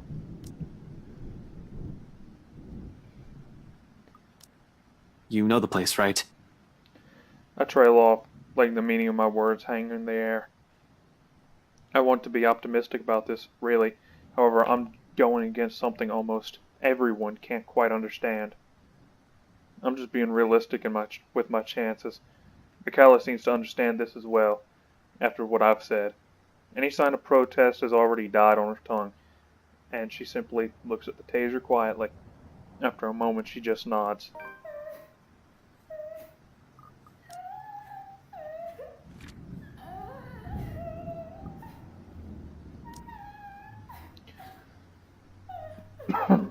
Beyond the walls of this room, she cries. The cries continue to grow louder, and I take it as a sign to leave. Without another word, I slip out of the door. Like a siren's call, her voice beckons.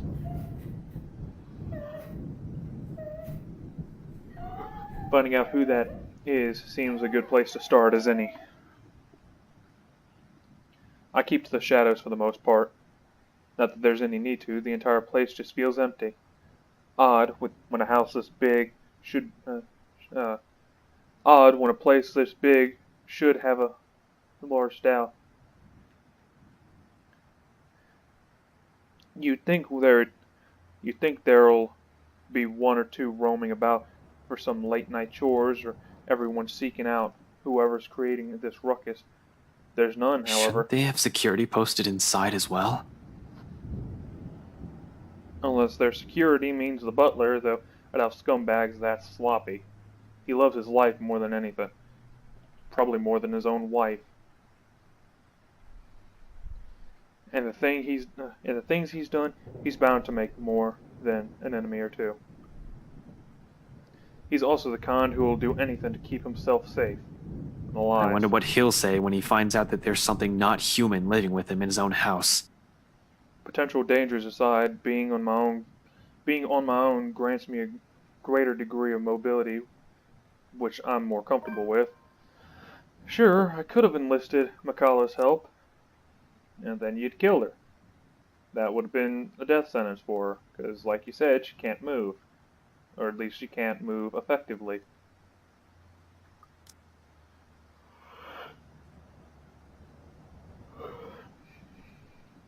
Next to the people who owns this, she's probably the one who...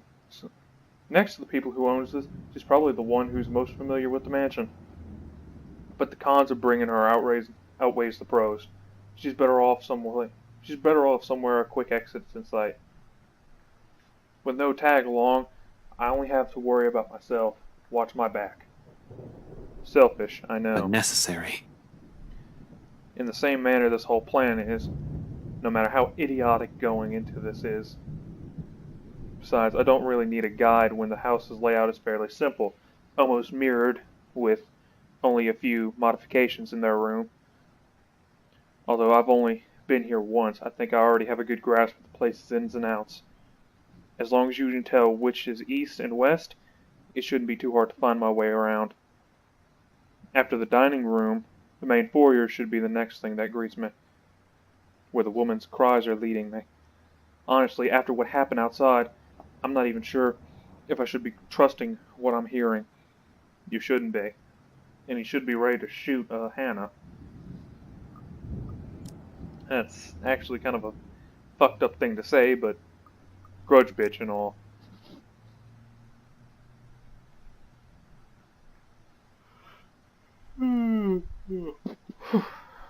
Shit.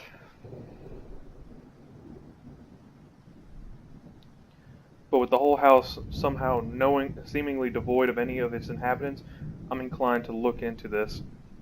More than surviving this curse, a huge part of this is my training speaking. I just hope this isn't a crime scene I'm walking into. But nothing's ever that simple, is it? Not when you're dealing with the supernatural. Nope. Because as soon as my feet crosses into the next room, something shifts. Who's to say that isn't how the room is supposed to look? I mean, she could have grinded Luke up and spray painted him across the walls and the chandelier and all that shit, but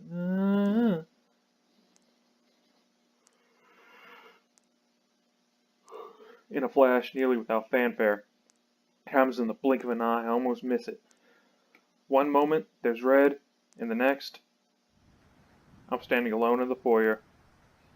For a brief instant, I pause, glancing wildly around the place, blinking twice as if my movements will spur the vision back.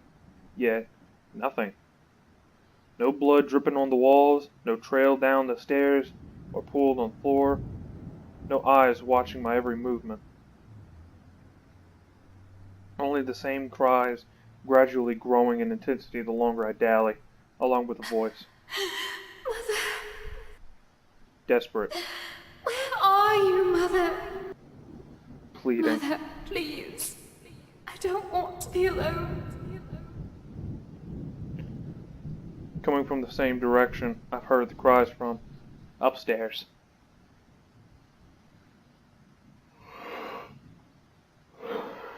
The place is not entirely empty, then. The better question now is who? Definitely not Scumbag or his butler. I've yet to see hide or hair of them, and not knowing their whereabouts puts me on edge. I have to be careful not to make any noise or be seen. Yeah, that'll put an end to this real quick. Like I said, jail cell is a death sentence. Maybe the wife. Yeah, because she got possessed. Definitely her. Maybe the wife, though one can't really tell if it's her, the way the walls echo her voice. Nevertheless, it pushes me to move.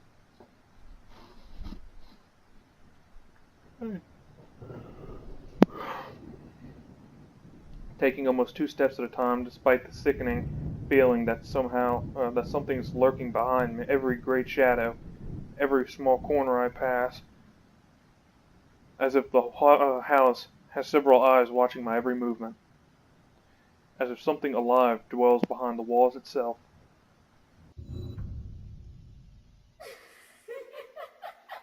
And here she comes. Or not.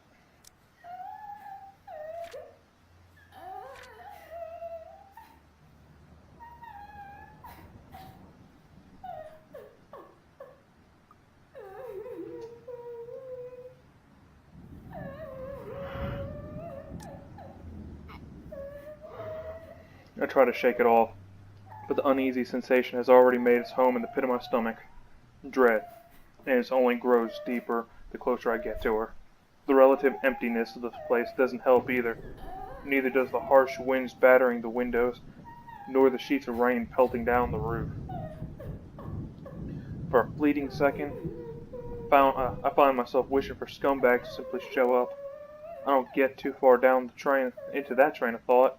Abruptly, the cries stop, replacing me with, Please. She's here.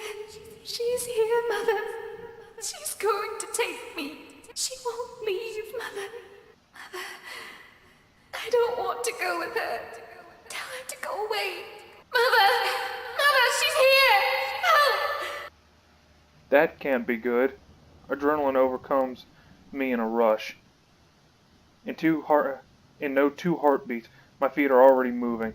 Before any sense can catch up or doubt creeps up into me. My hand ready at the holster as I hastily set off to the far end of the hall. One alarmed footstep after another, while struggling to keep that sense of panic at bay. The door lies ajar at the end, and coming from the floor above. She's going to hurt me! Help me!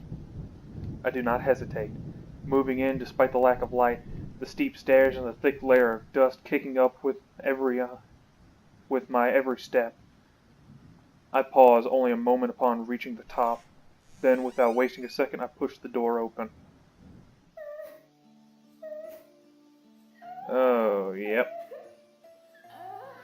She sits in the middle of the room, shoulders hunched, shaking. Her hands cover her face as she weeps, oblivious of my presence. It's as if she heard neither my footsteps nor the soft creaking from the door, continuing, undisturbed, like I'm standing in the time, far removed from her. She doesn't even flinch when I call out to her. Hey, are you alright? Mother. I've done it, Mother. Take me with you, please.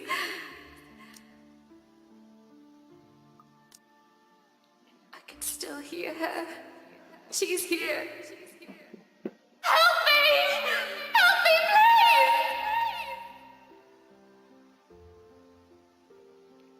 Belatedly, I notice the blood on her hands, and it's the same one drenching the whole attic. I'd rather not know. How the whole room has ended up like this is the least of my problems at the moment. Even the single human body doesn't have this much blood. So, bodies? The thought sends an unpleasant twinge in my stomach. It's probably bodies. Does Wright even know about this? He's bad news, alright, but this is beneath him. He'll definitely balk at first sight of it. Anyone will. Yet this woman lingers here, unmoved by the sight, letting her sobs fill the room, repeating the words over and over again like a prayer of salvation. To whom? The mess of parchment she has left on the floor? Just what the hell is happening? Hey, lady, are you? The rest of that question never makes it out. I don't even see it coming. Should have been more aware and on guard, really. But there's little I can do when a well-placed blow to the back of my knees makes me stumble. Yep. Oops. This is gonna go well, I'm sure.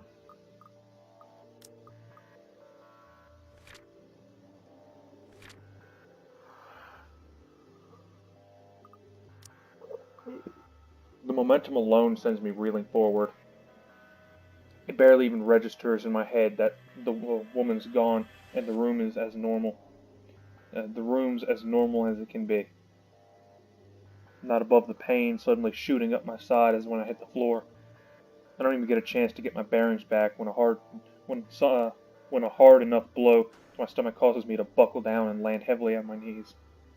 Gasping, I fumble wildly for my gun. Though before I'm able to turn, level it, and shoot, a hand grabs my wrists and twists it. Hard. A gasp. A grunt. A cry of pain slips from my mouth. The gun falls to the floor with a thunk. As soon as it lands, a foot kicks it out of my reach and it slides uselessly under the bed.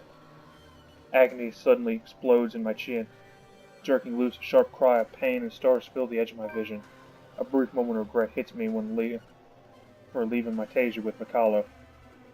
When a piece of cloth closes around my neck. Without warning, my attacker pulls, tight. I'm left gasping, choking and clawing for air, blindly reaching behind me, as I still try to fight him off and loosen the pressure on my neck. Except any sort of movement only causes him to pull and taut. My, so many rats scurrying about in this mansion lately. Writes Butler. Shit. Tell me, what did you do with the madam? I have no idea what he's talking about. Did something happen to Hannah, right? Go! You asshole! Now, Doomkopf, you're in no position to be rude. Last time I checked, I'm not the one breaking into other people's homes. Now answer my question. What did you do with the madam? The pain rings and resonates through my already sore body. Still, I managed to ride it out and spit it. Mutinous? Fuck you. Keep that dirty mouth babbling and you're getting a knife in the kidney. Alright, well, I guess I know who's the asshole that, burned down that bakery in, Ashton's, foster mother's bakery.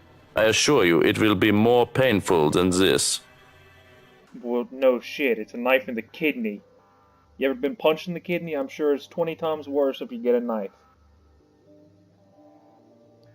He really doesn't need to threaten me by now. It's all too much to bear at this point. My lungs feel like they're burning with the lack of air. Dark spots begin to fill the edges of my vision. Ever so slowly, the world around me dims. My consciousness rapidly slips away from me, and without meaning to. Get away from him! Oh, Isabella! Isabella has saved me again. Or not again, but she saved me.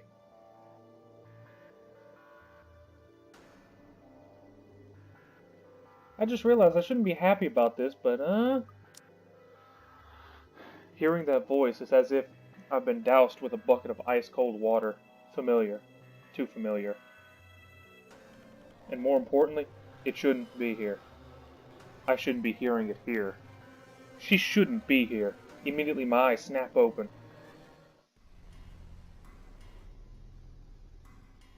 I wouldn't shoot that taser if I were you. That's a very bad idea. Because, one, you're gonna hit Ashton, and honestly, you'd probably be better off trying to hit him with the rolling pin. And right there, right in the attic's doorway, stands Isabella of all people. A rolling pin in one hand and a standard issue police taser in the other. My taser. She must have borrowed it from Mikalo. Where else would she have gotten one? I doubt she ever used one, even. Hell, the way she holds it right now, this guy could easily disarm her in one hit. And there's something in her. But there's something in her. In her eyes. Although there's a look of fear in them, and her hands shake. She keeps the weapon trained and pointed at the scumbag's lackey. Untrained or not, she does not plan on leaving here without putting up a fight, it seems. Admirable, really, but it's just not enough. But it's not something I need right now. I need her to be away from here. I need her safe. And chances of that happening growing slim with every laughter that slips from him. Oh, this is just getting better and better. The Bratwurst won't be pleased with the number of bodies we have to dispose of today, you know. Tell me, how many of you are there? So I can prepare the proper number of bags. Well, at least I know Reich's guilty of, those allegations. Or maybe it's just him. Damn it. What the fuck is going on? Why is she here in the first place? Did she follow me here? Who else came with her? I can promise you everyone came with her because I got my relationship with her, or with the group, up in the positives. Zach? Rebecca? Are they all here? Yes, they're all here. Panic surges within me. She knows how bad the situation is, but did she really have to run in here and expose herself like that? Does she even know how to use a taser? For fuck's sake. More than worrying for my life, it's her I'm concerned about. Getting strangled, dying by choking isn't part of the plan, but her following me here isn't either. This is why I prefer to do things alone. This is why I'd rather be the only one to take the consequences. I don't even want to think about the bastard, what the bastard might do to her after he's done with me. Though my voice comes off nearly a croak, I try to tell her as much. She has to leave. Stay far away from here and these people. Don't! Damn it, Isabella! Get out of here! A bout of pain erupts from my side, cutting off my words. A cry of agony bursts from my mouth. I can taste blood on my tongue as I heave, attempting to get in as much air despite the towel still coiled around my neck. You're going to lose air quickly that way, Dummkopf. Better keep it shut. Get out! Out! Out! Belle! Don't be stupid! I'm not leaving you here! Either shoot him with the taser or hit him with the rolling pin. He laughs, too cruel, too unforgiving. The way each note beats against my ears, in spite of the warmth in them, sends chills down my spine. This is a man whose hands have nearly been stained with blood before, or have already been stained. He won't hesitate. I'd follow his advice if I were you, little girl. What could you possibly do with a toy? Just hand it over and be on your way. It'll probably be too difficult for a little girl like you to use. Fuck you, a taser's the easiest thing you'll ever use. Trust me on that. There's a moment of silence. Fuck, I can barely keep my eyes open. But in the next second, though, I still don't understand what happened. I still don't exactly understand what's happening. Isabella shouts. Late bloomer? Not a cry of pain, not a yell of panic, but one that's resolute, firm. Perhaps in a tone that leagues fiercer than any I've heard from her before. Try me! Ashton, duck! I do. More out of instinct and desire to survive, closing my eyes before my mind can fully process what's going on. It all happens in a blur. The telltale sound of a taser being discharged resounds around the room. The air crackles. Something whizzes by, almost too close to my ear, following with the thud of something blunt connecting solidly with the other object. Next thing I know, the towel strangling me has started to loosen.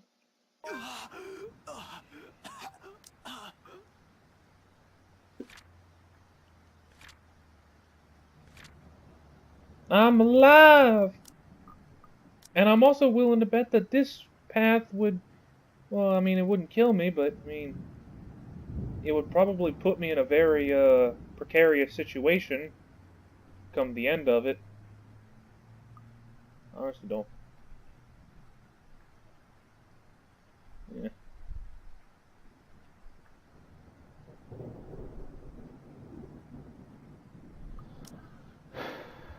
I collapse on the floor, dazed and gasping for air. From my peripherals, though, through the haze of blood rushing and sound slowly filtering back, the butler buckles. He spasms once, then, without much fuss, falls face first beside me, knocked unconscious by 50,000 volts of electricity and a fucking rolling pin. He'll be out for a while. I have no idea whether I should laugh or cry about that. Somewhere in front of me, my oxygen-deprived brain vaguely registers Isabella's form. She's slumped on the floor, also breathing heavily. Right next to her trembling hands. What the hell? What's going on here? Next to her trembling hands, both the taser and the rolling pin lie uselessly and forgotten, while the mood in the room eases. A long, gradual process of the tension lifting. For countless seconds we remained quiet, with only our short gasps and sighs to fill the silence, allowing the adrenaline to ebb away and both of our breathings to slow. Not a true repose by any means, but simply a brief one. Respite. There's still the curse. We're still inside the mansion, in imminent danger. We still have no idea how to fix this. Outside, the rain seems to only intensify. Lightning flashes fleeting somewhere. White and piercing in the sky rumbles. No rest for the wicked.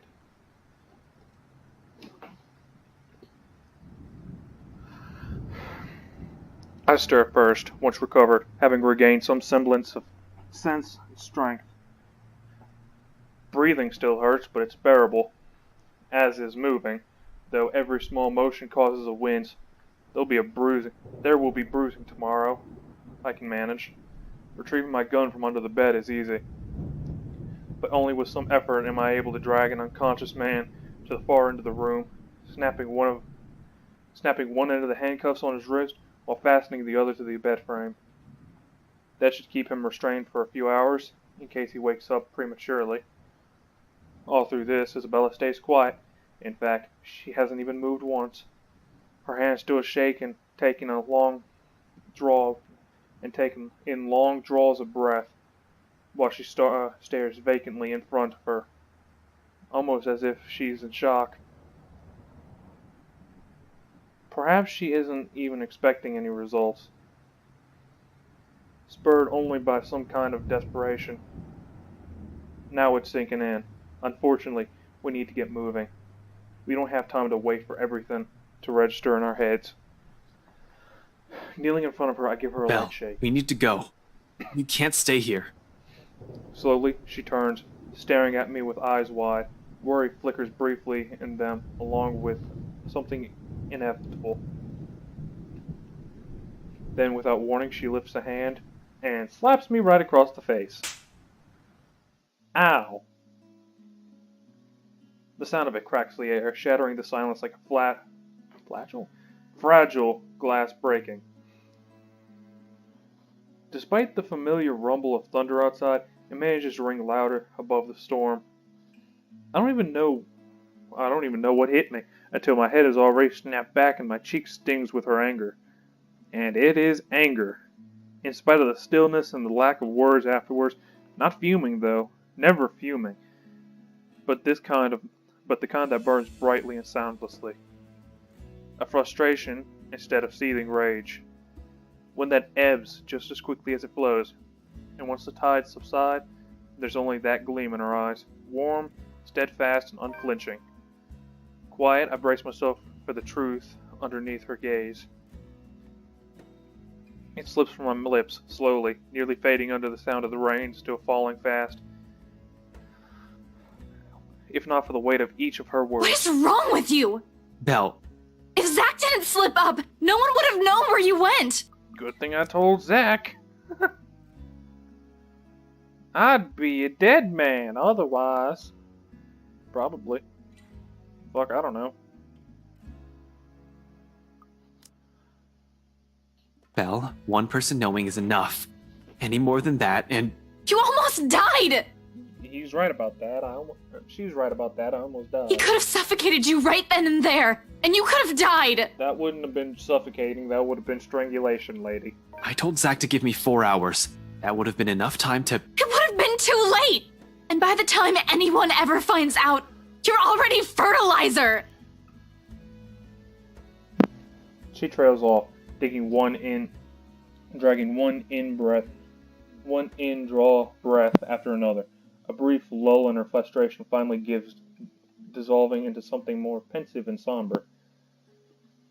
Her shoulders droop, and though her voice rises hoarse and wary in her next words, there's only certainty. You count too, you know. When I said, that night when I told you, I don't want to lose anyone anymore, that includes you, alive. We're still here, Ash. You have us.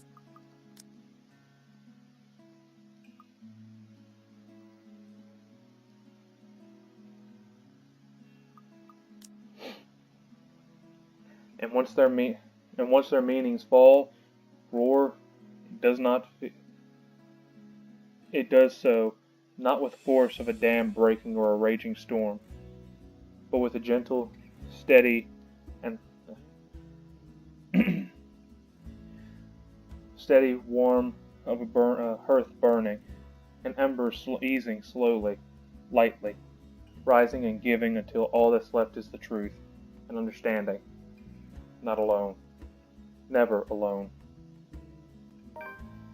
It lingers even.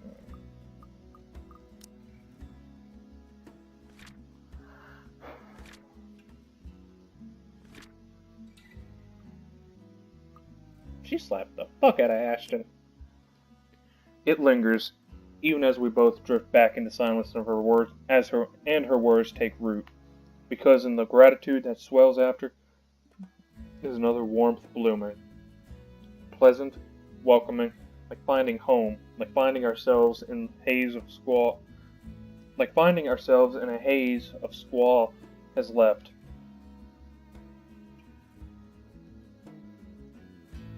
Creating something fragile, yet immutable in both of us.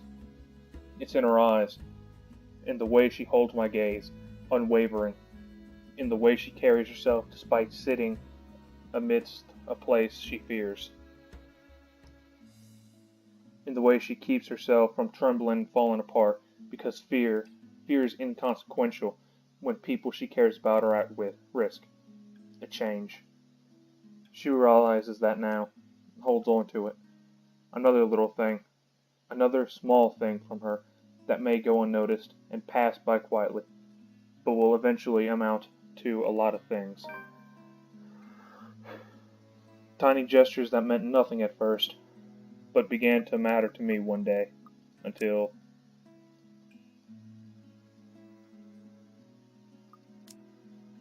Oh. Despite myself, a small smile slips from my lips, and the same warmth from her from earlier unfurls in my chest. Unhurried, familiar, and bright with all these years I've carried it, but have never given the words for it. Stop smiling like that, Ashton! I'm not done scolding you! But this time they come easy. I heard all of it. Don't worry. Are you really okay? That guy hit you a little too hard on the head. Here, let me... I reach up just as she extends a hand toward my face, catching her wrist within a light grasp, and in a light grip, drawing her closer and folding her hands in between mine.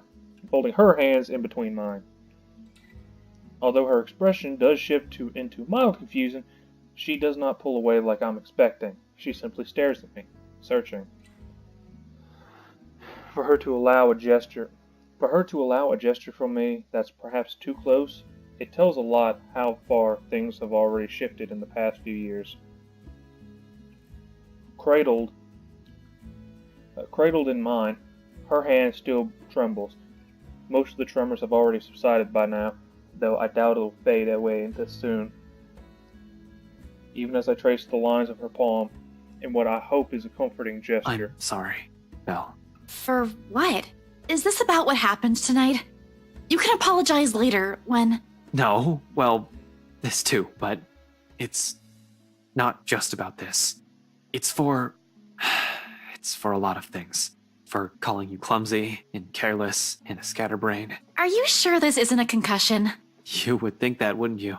Well, you don't usually apologize. Yeah, I know. I'm sorry about that too. For all the times I've teased you and made you cry. Unexpectedly, her fingers tighten around mine, our hands falling between us as something tender shifts in the air. Another exhale, another drawn breath eases out of me, filled with every hesitation and uncertainties. But when I finally choose to break silence, it's only because I know that what will slip past my mouth is the one truth I will hold against the world. But for all those callous words, despite all those, there's nothing I don't love about you. In fact, those things, I love those. And everything that's you. For a long moment she offers no response. Her grip on my hand merely tightens. although my heart's pounding hard against my ears. I take a chance and look up. Slightly leaning away and giving her a cautious glance, more than ready to hear her rejection. Instead, I find her on the brink of tears, with an almost unreadable expression on her face. When she notices my eyes on her, she hastily reaches up and wipes it with the back of her hands. It does not keep them from falling, and soon they trail down her cheeks, despite her best attempts. To say this is panic shooting up at the base of my throat is a complete understatement. This isn't how I was expecting this to go. Hey, Belle, did I say something wrong? Why would you? I don't even have anything. What? I don't have anything. I'm not rich. I live off instant noodles almost every day. I can't do anything properly without someone helping me. Except maybe if it's drawing, but that's beside the point. I didn't even get to graduate, even if I was so close. I'm not even sure that scholarship will get me anywhere. And ever since I came here, in the 5 years you've known me, I've got us into all kinds of trouble. So why would you even say that? I'm not... Maybe it's the moment itself that spurs me into it. The desperation, the fear of almost dying. That I've already said more than what I'll usually allow myself, and I might as well finish before I lose my nerve. No matter the reason, I reach out for her, gently. So unlike the way she's barged into our lives so many years ago. The way she came in would leave a terrible impression on anyone, really, and yet there's people like her that you don't easily forget. It's them that gradually worms their way into a person's life until the very thought of losing them becomes unbearable. Isabella trails off once my palm brushes against her tear-stained cheeks, and she neither pulls away nor pushes my hands off. Rather, she looks at me, wide-eyed, in another searching look. I only have one answer for that. It doesn't matter. All of that is still you, and that's enough for me.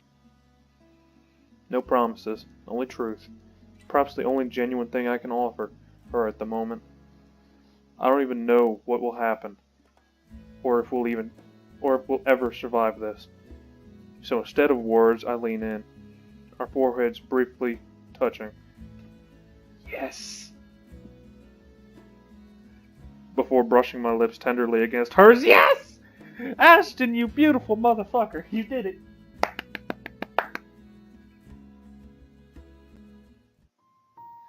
Yay! I wish I had some fucking party poppers. I'd be letting them motherfuckers fly. The kiss is nothing intimate by any means.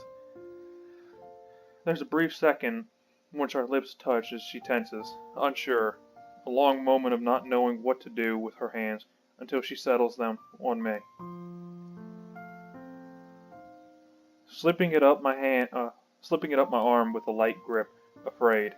Too afraid to make a mistake or hurt. But for now it's enough. It's the closest we can come to it. Rather than give out empty promises or grand proclamations, we have this. Instead of words. Yeah. Got the girl, now we just gotta save the world, or in this case, save everyone from getting their asses munched on.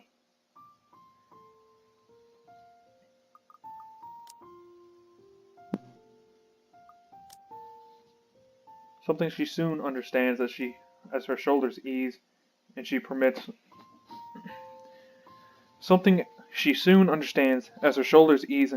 me to draw her closer, deepening the kiss. Softly and gently, a short second of simply allowing the world to melt away around us, and this to roar above anything else. Like every little thing between us that has built up to this one single point in time. A moment that becomes ours alone. Things to hold close until all of this is over.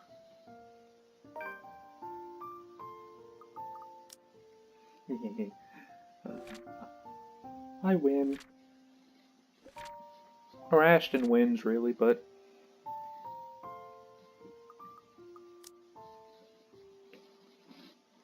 We part later to the sound of the world rushing back around us. Thunder, rain, and lightning, all to remind us both of the reality we have to face. Enough to dampen the mood and force back the worry I've temporarily forgotten. Yet when I glance back at Isabella, all she has for me is a small smile, bright and hopeful.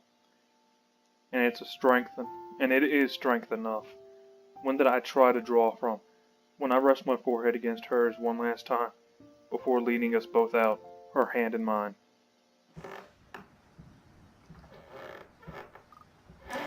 I fucking win! Power still hasn't come back, and when we make it our way downstairs, tricky considering the stairs to the attic are a bit old, one misstep and anyone might end up slipping and falling. You're lucky if that's all that'll happen to you. With the stairs this steep, a broken neck is a likely outcome. Thankfully, Isabella's here to guide me through the darkness. She knows the place better than anyone, after all, in spite of all the misfortunes it has brought. Careful, the floorboards over there aren't very sturdy. Right on cue, the same board I'm stepping on creaks and suddenly breaks. The piece is falling somewhere in the dull front. Oh shit. Scumbag wouldn't be too happy about that. Ow, my foot. See? I told you so. You never listen to me. They renovated the whole mansion. They can't even replace one tiny part of the house. Why don't you file a complaint to BRC then? I'm sure they'd be thrilled to hear it. You know it was such a rushed job. Oh no. I tried to shift for a second, and my fucking drink just was like, I'm a slide. That would have been the end of my computer, and I'd have been one pissed motherfucker. That's going back on the nightstand. Not the computer tray. Outside, the winds have intensified. Even from here, I can hear the gusts battering the windows in the attic. It makes you wonder why, up until now, the only person we've encountered from this house is the butler. Although, to some degree, that makes sense. He is in charge of running this place. Where are the other servants, though? In this dorm, wouldn't anyone want to stay inside? A likely assumption is they're all asleep. The route I've taken doesn't really pass by the rooms they've likely assigned as the servants' quarters. However, they have also heightened security. I brushed it off earlier thinking they'll be posted a lot closer to where the master's rooms are, but the second floor is devoid of anyone as well. As if every inhabitant in this place has suddenly disappeared overnight. More importantly, where's that scumbag? I don't like this. I don't like this at all. The fact that we're here, right in the fucking middle of it, makes me all the more queasy. And that feeling only escalates once we reach the landing and Isabella swings the door open. She pauses abruptly right in the doorway, that I almost run into her. A look of confusion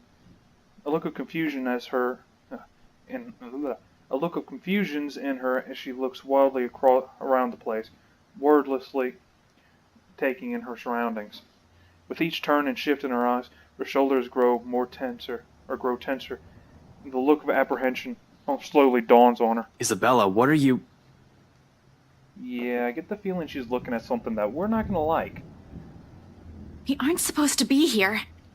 Really? Really? What gave you that inkling? Was it the fact that there's armed security outside? Was it the fact... Oh, by the way, how the hell did you get in? Because I just remembered the security.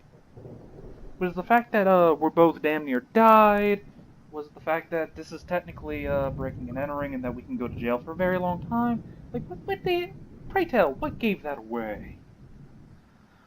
Sure enough, when I look up, we stand right in the kitchen, pots, pans, and all. In one corner, Stack and Isabella watches, almost as surprised as we are. Mikalo, also with them, of course, she didn't listen to me, even if I've already exceeded the 15 minutes we've agreed on. Although color and strength seems to have already returned to her, enough for her to be able to stand unassisted. The empty plate on the counter appears to have played a part of that. Good news, I guess. As for the other two, however, relieved as I am that they had the sense to wait and not venture deeper into the mansion, I can't help but roll my eyes at both of them. Zach, I said 4 hours. Yeah. Gotta adjust. Seriously, I swear, using the computer to record is some uncomfortable shit. Oh. Should have got a desktop. I know, but Isabella asked, and... Come on, bro, you know I ain't a very good liar. And it didn't even occur to you to stop her? We all tried, all right? She was out the door before we could say anything. That's understandable. And how did you guys even get in here? All three of them exchange a look. One that I absolutely don't like. In the end, it's Isabella who speaks up, albeit with a bit of hesitation. We heard someone scream, Ash. It led us here. Without warning, the door behind us slammed shut. Yeah, they were all, she was baiting everyone. We need to get out of here. Screw right. I need to get these people out of here. Lucky we're in the kitchen and have 2 ways out. The back door and the cellar offers. The back door the cellar offers? Except the hatch won't budge when I pull it. Is this a choice? Please tell me this isn't a choice. It's not a choice.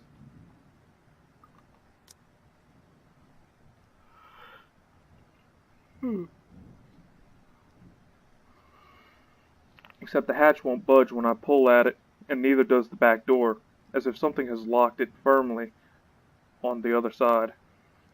Zach also gives it a few tries, and even with the big guy's strength, it won't open. With a long bout of silence, which is all simply, in which we all simply look at each other, likely sharing the same thoughts. You know, that's something you don't ever want to realize is you're trapped. Something or someone has intentionally led us here. Fuck. In that same moment, once realization dawns in, something shifts again. Yeah. Right there. That's not her. That's a tree. I thought that was her. Blood. In every nook and cranny, over every surface, and in every inch of the floor. This time, unlike the first one I've seen, it remains, and gradually the whole room begins to reek of that familiar metallic scent, sharp and suffocating. Around us, every object, including the covers, have started to rattle as well. The sounds from outside, foreboding, rumbling and thunder, foreboding rumble of thunder, and even the howling winds have begun to fade away, replaced by whispers, shouts, and cries of pain. Though inaudible, each beat of note bombarded each crevice in my head with vague images and sounds. There's no time to make sense of anything, however. I'm already shouting, fueled purely by adrenaline, barking orders to making a break for the door to lead us into the next room, the dining. It should take us straight to the foyer where the main door is. Move! Run! Right in front of us, the mansion has started to change and we're in the thick of it. However, instead of the dining room, like it's supposed to open to, the bedroom welcomes us instead. Yeah, you're trapped. She has you explicitly trapped in the mansion. There's no running. An image that lasts only but a second before blood begins to seep into the room.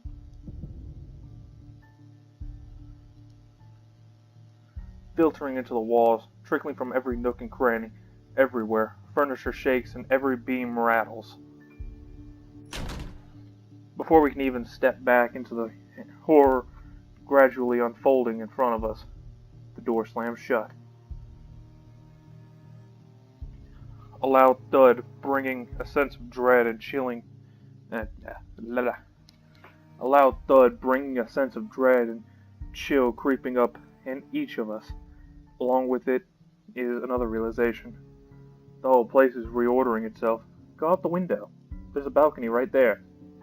If that's the second floor of the house, that's a survivable fall. I mean, hell, you're not even going to hurt yourself if you land right.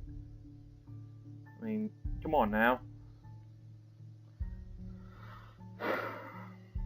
And with the doors closed tight behind us, showing no signs of budging even through sheer force, there's no choice but to go forward and hope to all gods that it'll lead us to an exit. Until then, running is the only thing we can do, spurred by nothing but fear and the sense of desperation to live. It's useless, Ashton Frey. But each other room we pass, it only becomes apparent that the house has no intention of letting us leave.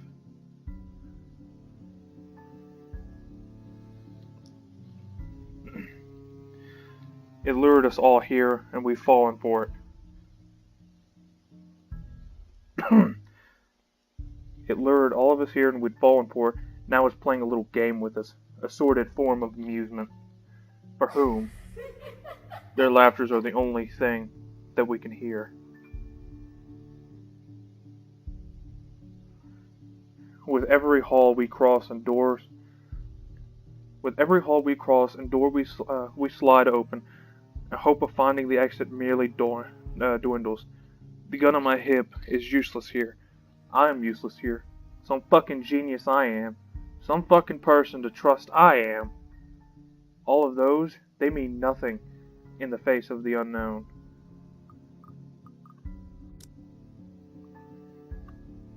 It ever occurred to you to break the window? Ever occurred to you to jump the balcony? Did it ever occur to you to, I don't know, just instead of running through doors continuously, you should probably head back through one of the doors you've already went through? I mean, who knows? Maybe it's not an infallible trick.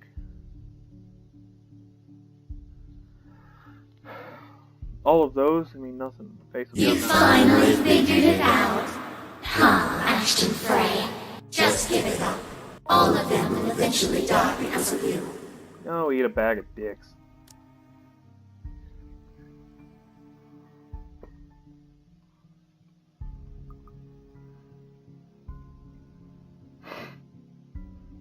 Yeah, here we go.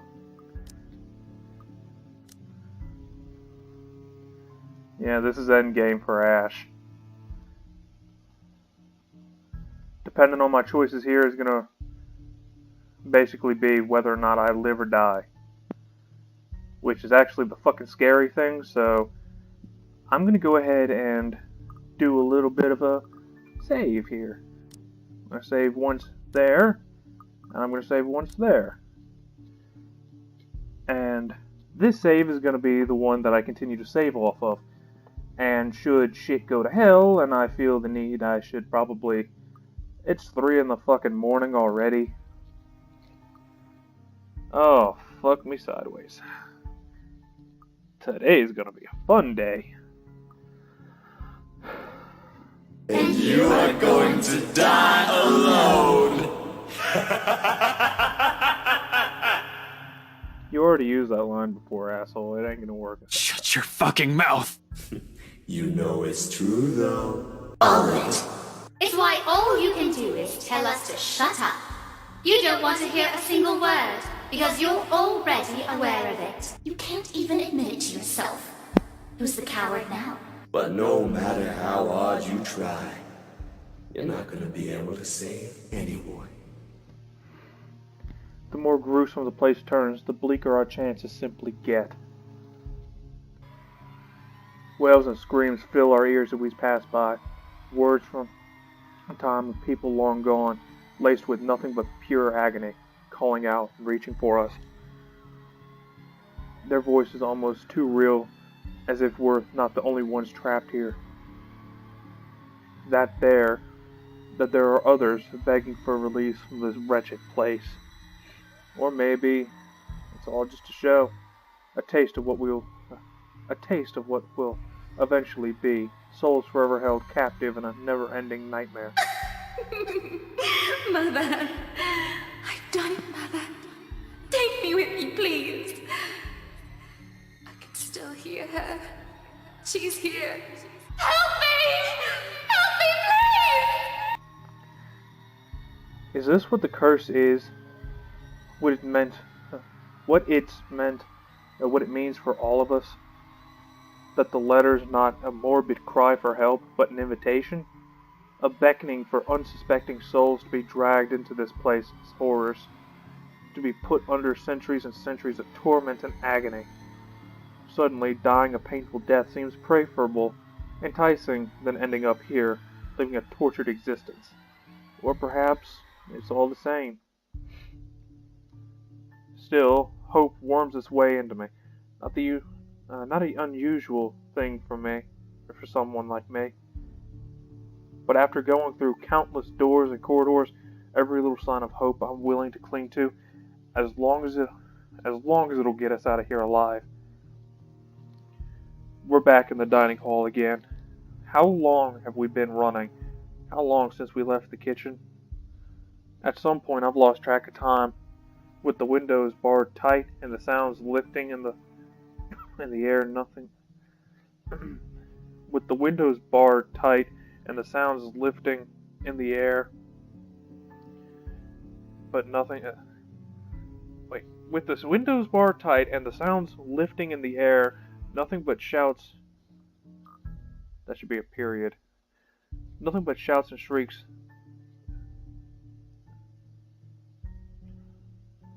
Oh, fuck it. It's impossible to tell. Not that it matters when an end is in sight. Shelves and furnishings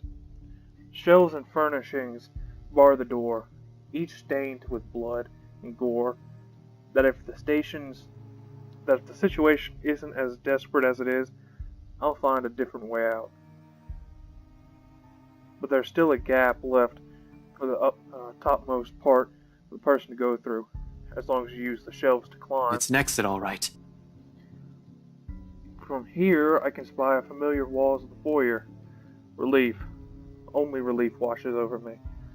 Though my legs have been strained taut by all the running, and every bone and muscle in my body aching, there's only an easing. A sense of tension relieving while energy flows back, or back flows through me.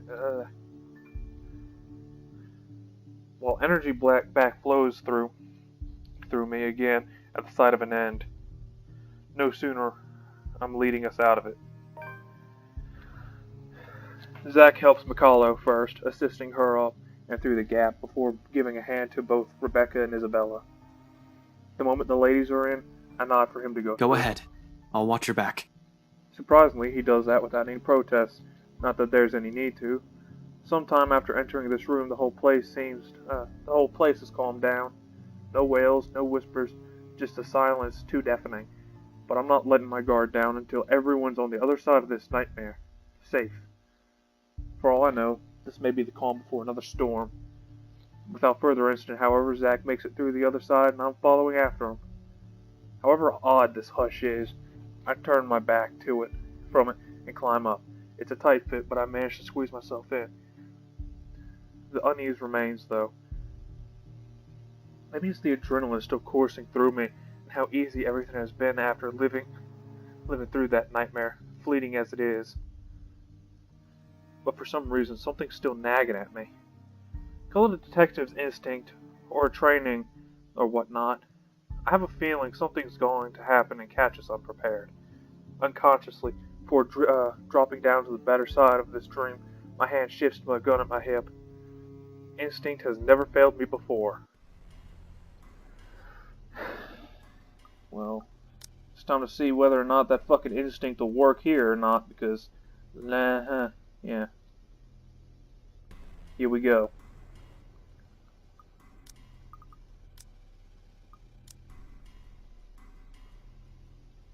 Guess I just realized there's no reason to save here because there's no fucking choice.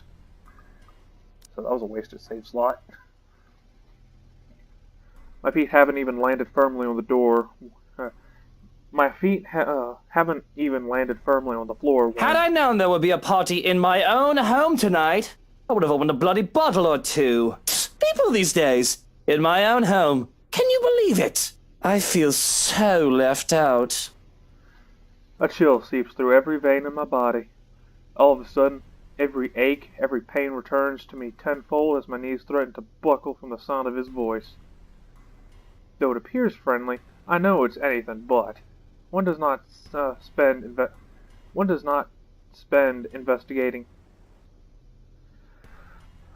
investigate a man like him for over a year, and holding a grudge against him for more, without knowing everything about him.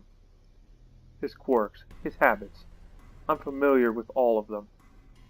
And right now, Luke fucking Wright is beyond pissed.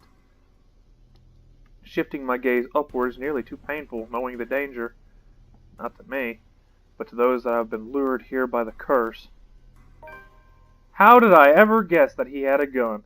And I would not go for that gun if I were you, not at the moment. And at least I know he's a dick, so I have no problem with letting the curse get him. My handgun catches my eye. The handgun catches my eyes first. Next is that smarmy smile on his face while he holds Mikhailo, Zach, Rebecca, and Isabella at gunpoint.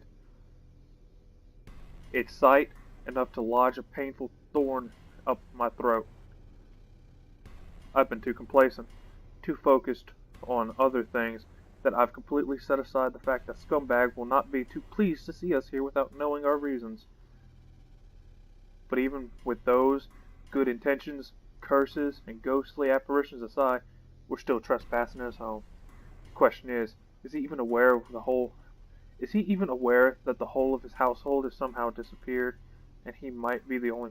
And he might be the only one. Wait, hold on. Question is he even aware that the whole of his household has somehow disappeared, and he might be the only one here? Likely not. Fuck.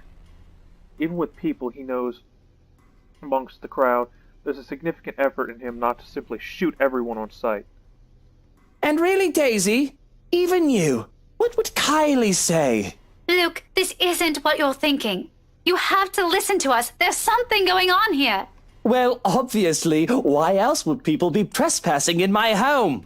What about little Lily over there, then? What's your excuse? Checking back if your clients are doing okay? Is that it? Is this what this is? We're doing good, by the way. Sir, please. Oh, please what? Becca's right, sir. We need to get out of this place. You need to leave. Tut, not a good enough excuse, darling. You people are the ones who need to get out of my sight. Don't worry, I might consider pressing lighter charges for the woman. Can't say the same for the rest of you. But really now, I swear the people of this city need to be taught the meaning of privacy. This is how you want to start the week. Why don't we just go with a bloody massacre if we want to surprise people in their homes, huh?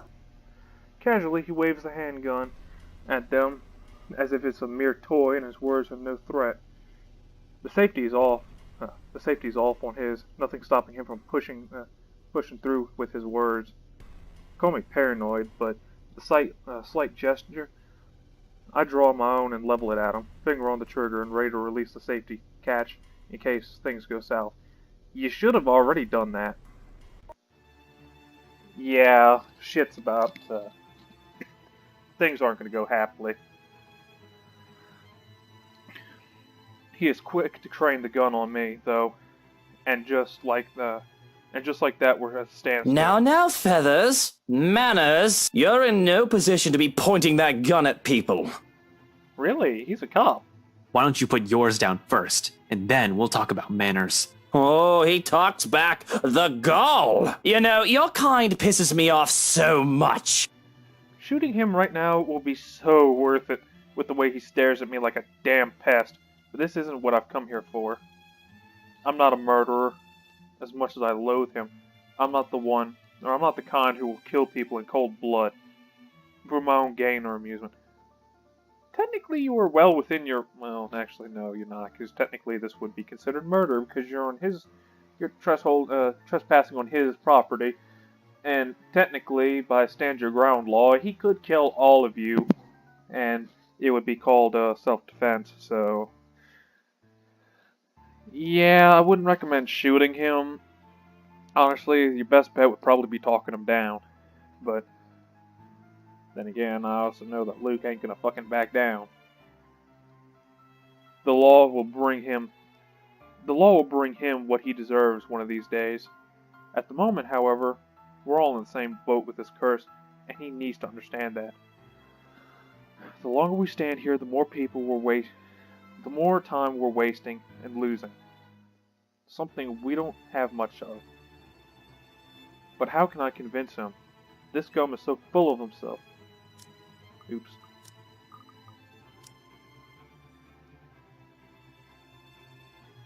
Oh, yep.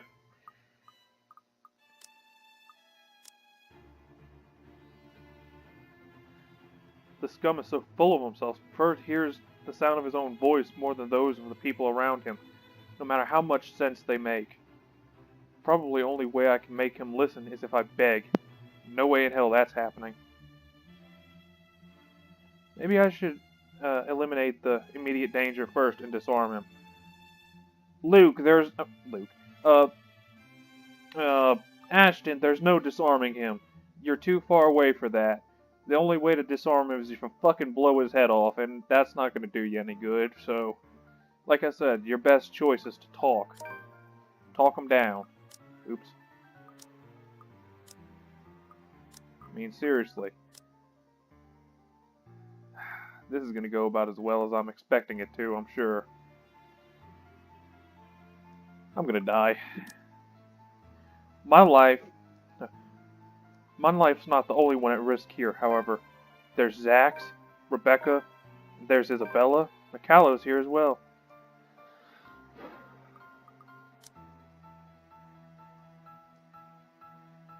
Shit, one way or the other, this is ending. We're all unknown victims in this fucking curse. I'm in no position to pick who to save and who I'll simply let die. I suppose my pride can take a few hits if I can set aside my beef with this asshole. Taking a deep breath, I lower my pistol. Though still on the edge and at ready, in case he does something. I do my best to assume a less aggressive stance. Listen, Wright. I need you to... You broke into my house, and somehow, you expect me to listen like a good little boy. Are you a bit touched in the head, Feathers? I'm not the one breaking laws here. Look here, fucker. If I wanted you dead, I could have done it so many times already. In fact, I can easily shoot you down right here, right now. Ashton, you're not helping the situation. In fact, you're encouraging him to put a bullet in your head and then put a bullet in everyone else's. And you won't be able to do a damn thing, even with that gun. Although he is right now that I think about it. Suddenly he laughs, almost howling, in fact, like I've told him the best joke he's ever heard in his life. The only thing missing is for him to keel over and start rolling on the floor, all while I do my best not to sock him with the sorry end of my pistol. You have guts, Feathers. You have guts. Again, all you've done is encourage him to put a bullet in you. Congratulations, Ashton. You done fucked up. Did you hear what you just told me? You've just threatened me inside my own house. You know what I'm thinking right now? In another lifetime, we would have probably gotten along well. He's right on that. At least I might have ended up liking him if I didn't have Professor Andrew, Rebecca, Zach, and Isabella. One mistake and it would have been too late for me. With his laughter ringing out. With his laughter rings all those possibilities I could have lived. With his laughter rings all of those possibilities I could have lived, but I've never been given a choice. And because of other people with me, people who care, A sobering realization. But not so much. When suddenly, his chuckling stops. In 2 heartbeats, he marches towards me, grabs my collar and aims the gun right at my head. Ashton! Luke, no! Hey, now you two, I'm sure we can all talk about this first. At this distance, a slight flick of the finger and the trigger will be able to do much more than kill me. Yeah, it would scatter your fucking brains across the foyer. What is it that you people really want with me? This is the second time this week, and I'm really getting weary of this little game. Second? Did the NCA send you to apprehend me, or has somebody paid you off to kill me?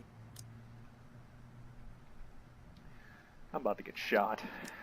Which one is it, Feathers? Mind you, my arm's getting tired. Better answer quick if you don't want to beat the business end of this gun. I'm already at the business end of your gun, dipshit. I keep my eyes trained on him, in spite of the huge threat he poses right now, because if there's anything people like him, like us, prefer, it's honesty. And you don't give that impression without keeping a solid eye contact. I'm not with NCA. I'm just here to help. There's something else in this house, and we're all in danger. You have to believe me, right? You need to let us go. You need to get out of here before it's too late. If you want to keep your sorry ass alive, you'll listen to people with more brain cells than you. Why, you insolent! His finger moves, but I am prepared, my hand ready to catch up, disarm him, and knock him out. If I have to drag him out of this place unconscious, to keep him from suffering the fate of every other person who has died from this curse, so be it. However, before either of us can fire a shot or tackle the other to the ground, another voice echoes throughout the foyer. A small little thing compared to the storm raging outside, it rings above us, nevertheless, causing all of us to stop and run. Or stop and turn. Yeah. Well, I didn't get shot, so I suppose that's a godsend. Problem is, at least Luke's. Meaning, I'm at the end of Ashton's storyline. Which sucks, because I really don't want to play as Luke. I will intentionally kill Luke at this point. I've been flip-flopping, but we're at the kill Luke. At the top of the staircase, Hannah Wright stands there, pale as death and expression eerily calm. I can't help but think there's something wrong. My gaze darts around, wary of her, but soon enough, I realize what's wrong with her. I realize what's wrong when she speaks. Yeah, death smiled upon you. She's wrong. Oh, Luke, darling, my love. What do you think you're doing out here this late? Outside, another streak of lightning flashes, and a clap of thunder ripples across the sky. As if the whole thing can't be any more foobar than it already is. Could have said fucked up, but...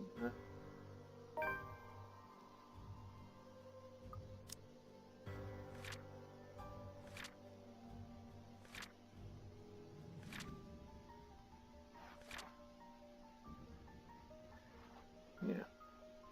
I am honestly very tempted to go ahead and save and reload and see what would happen if I... Ugh. Where are we starting?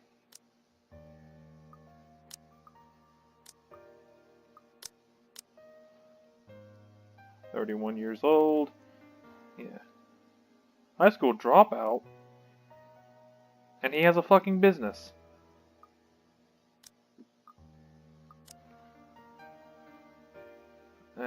Fuck it.